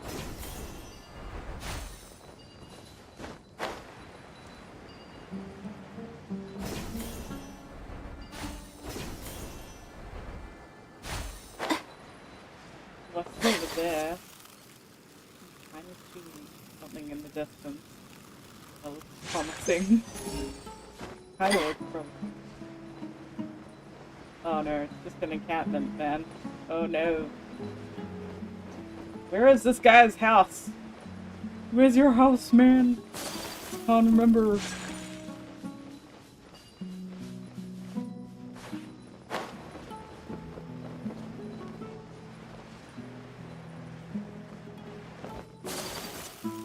Does anybody remember where he's at? I remember it's the girl underneath that we talked to.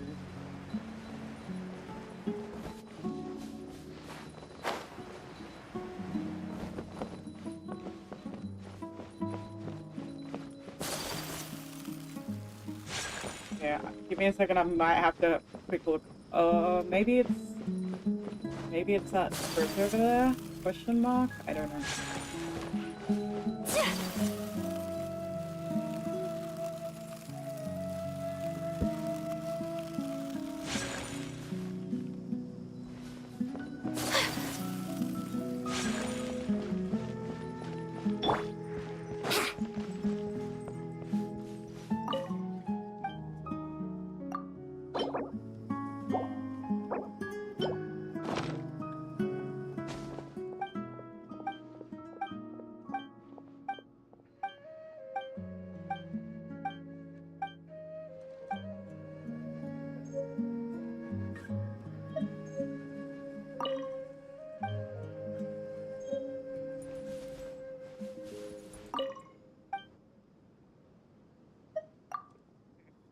I think I've unlocked it. I think that was the last bit I had to do of the quest to get that. Because she mentioned an old man, so... Wouldn't gliding be faster? Where's the old man? Up here, old man. We're down there. Where's the old man when I need him? Give me primers! I just... Wouldn't gliding be faster? Wouldn't gliding be faster?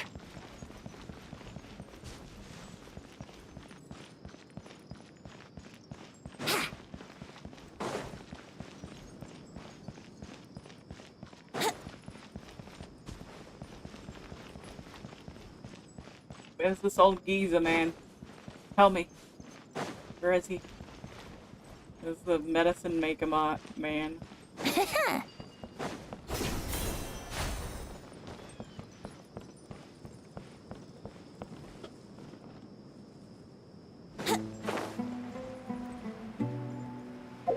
unlock the quest? Nope. Nope, nope, nope. Oh.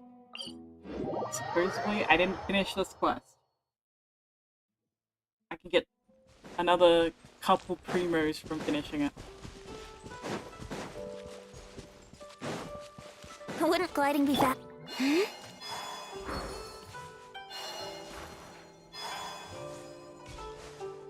Anyway, hopefully we should have enough to do one more pull, and then I give up.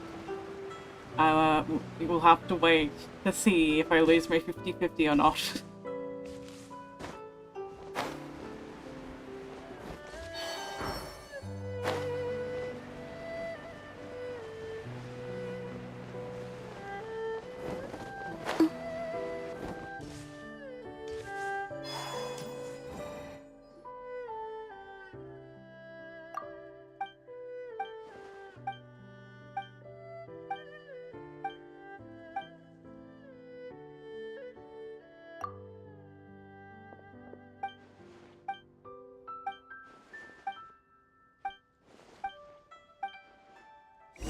So what, I've gotta herd the beast?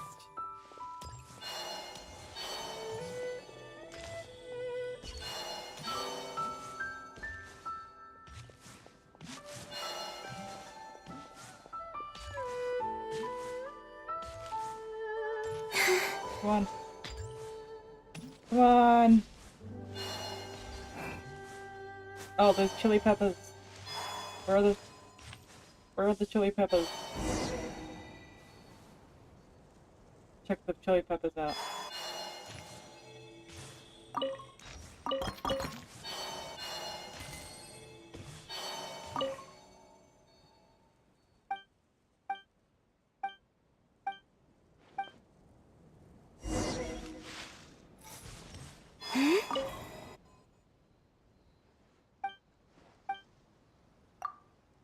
Okay, I gave them sunsetters instead. You two. Well, neither are gonna win the race at this rate. They're too busy eating. Forget the competition for now. There you go. At least they've now found something other than chilies that they can eat.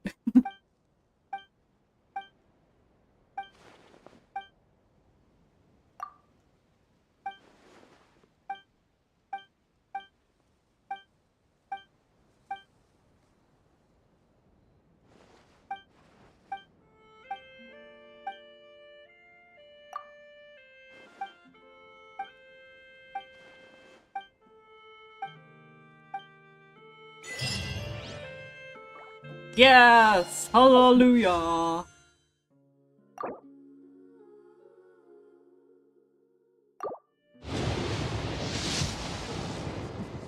Nope. It doesn't want to come early. You're so annoying! Escoffier, you annoy me! Grrr! Anyway. It looks like I give up for today. Anyway, thank you for staying for the stream. I really enjoyed Arlecchino's story, and I look forward to seeing more Fichuis in the future. If you like this video, please like and subscribe, and I will see you next week for another weekend stream like normal. Bye for now.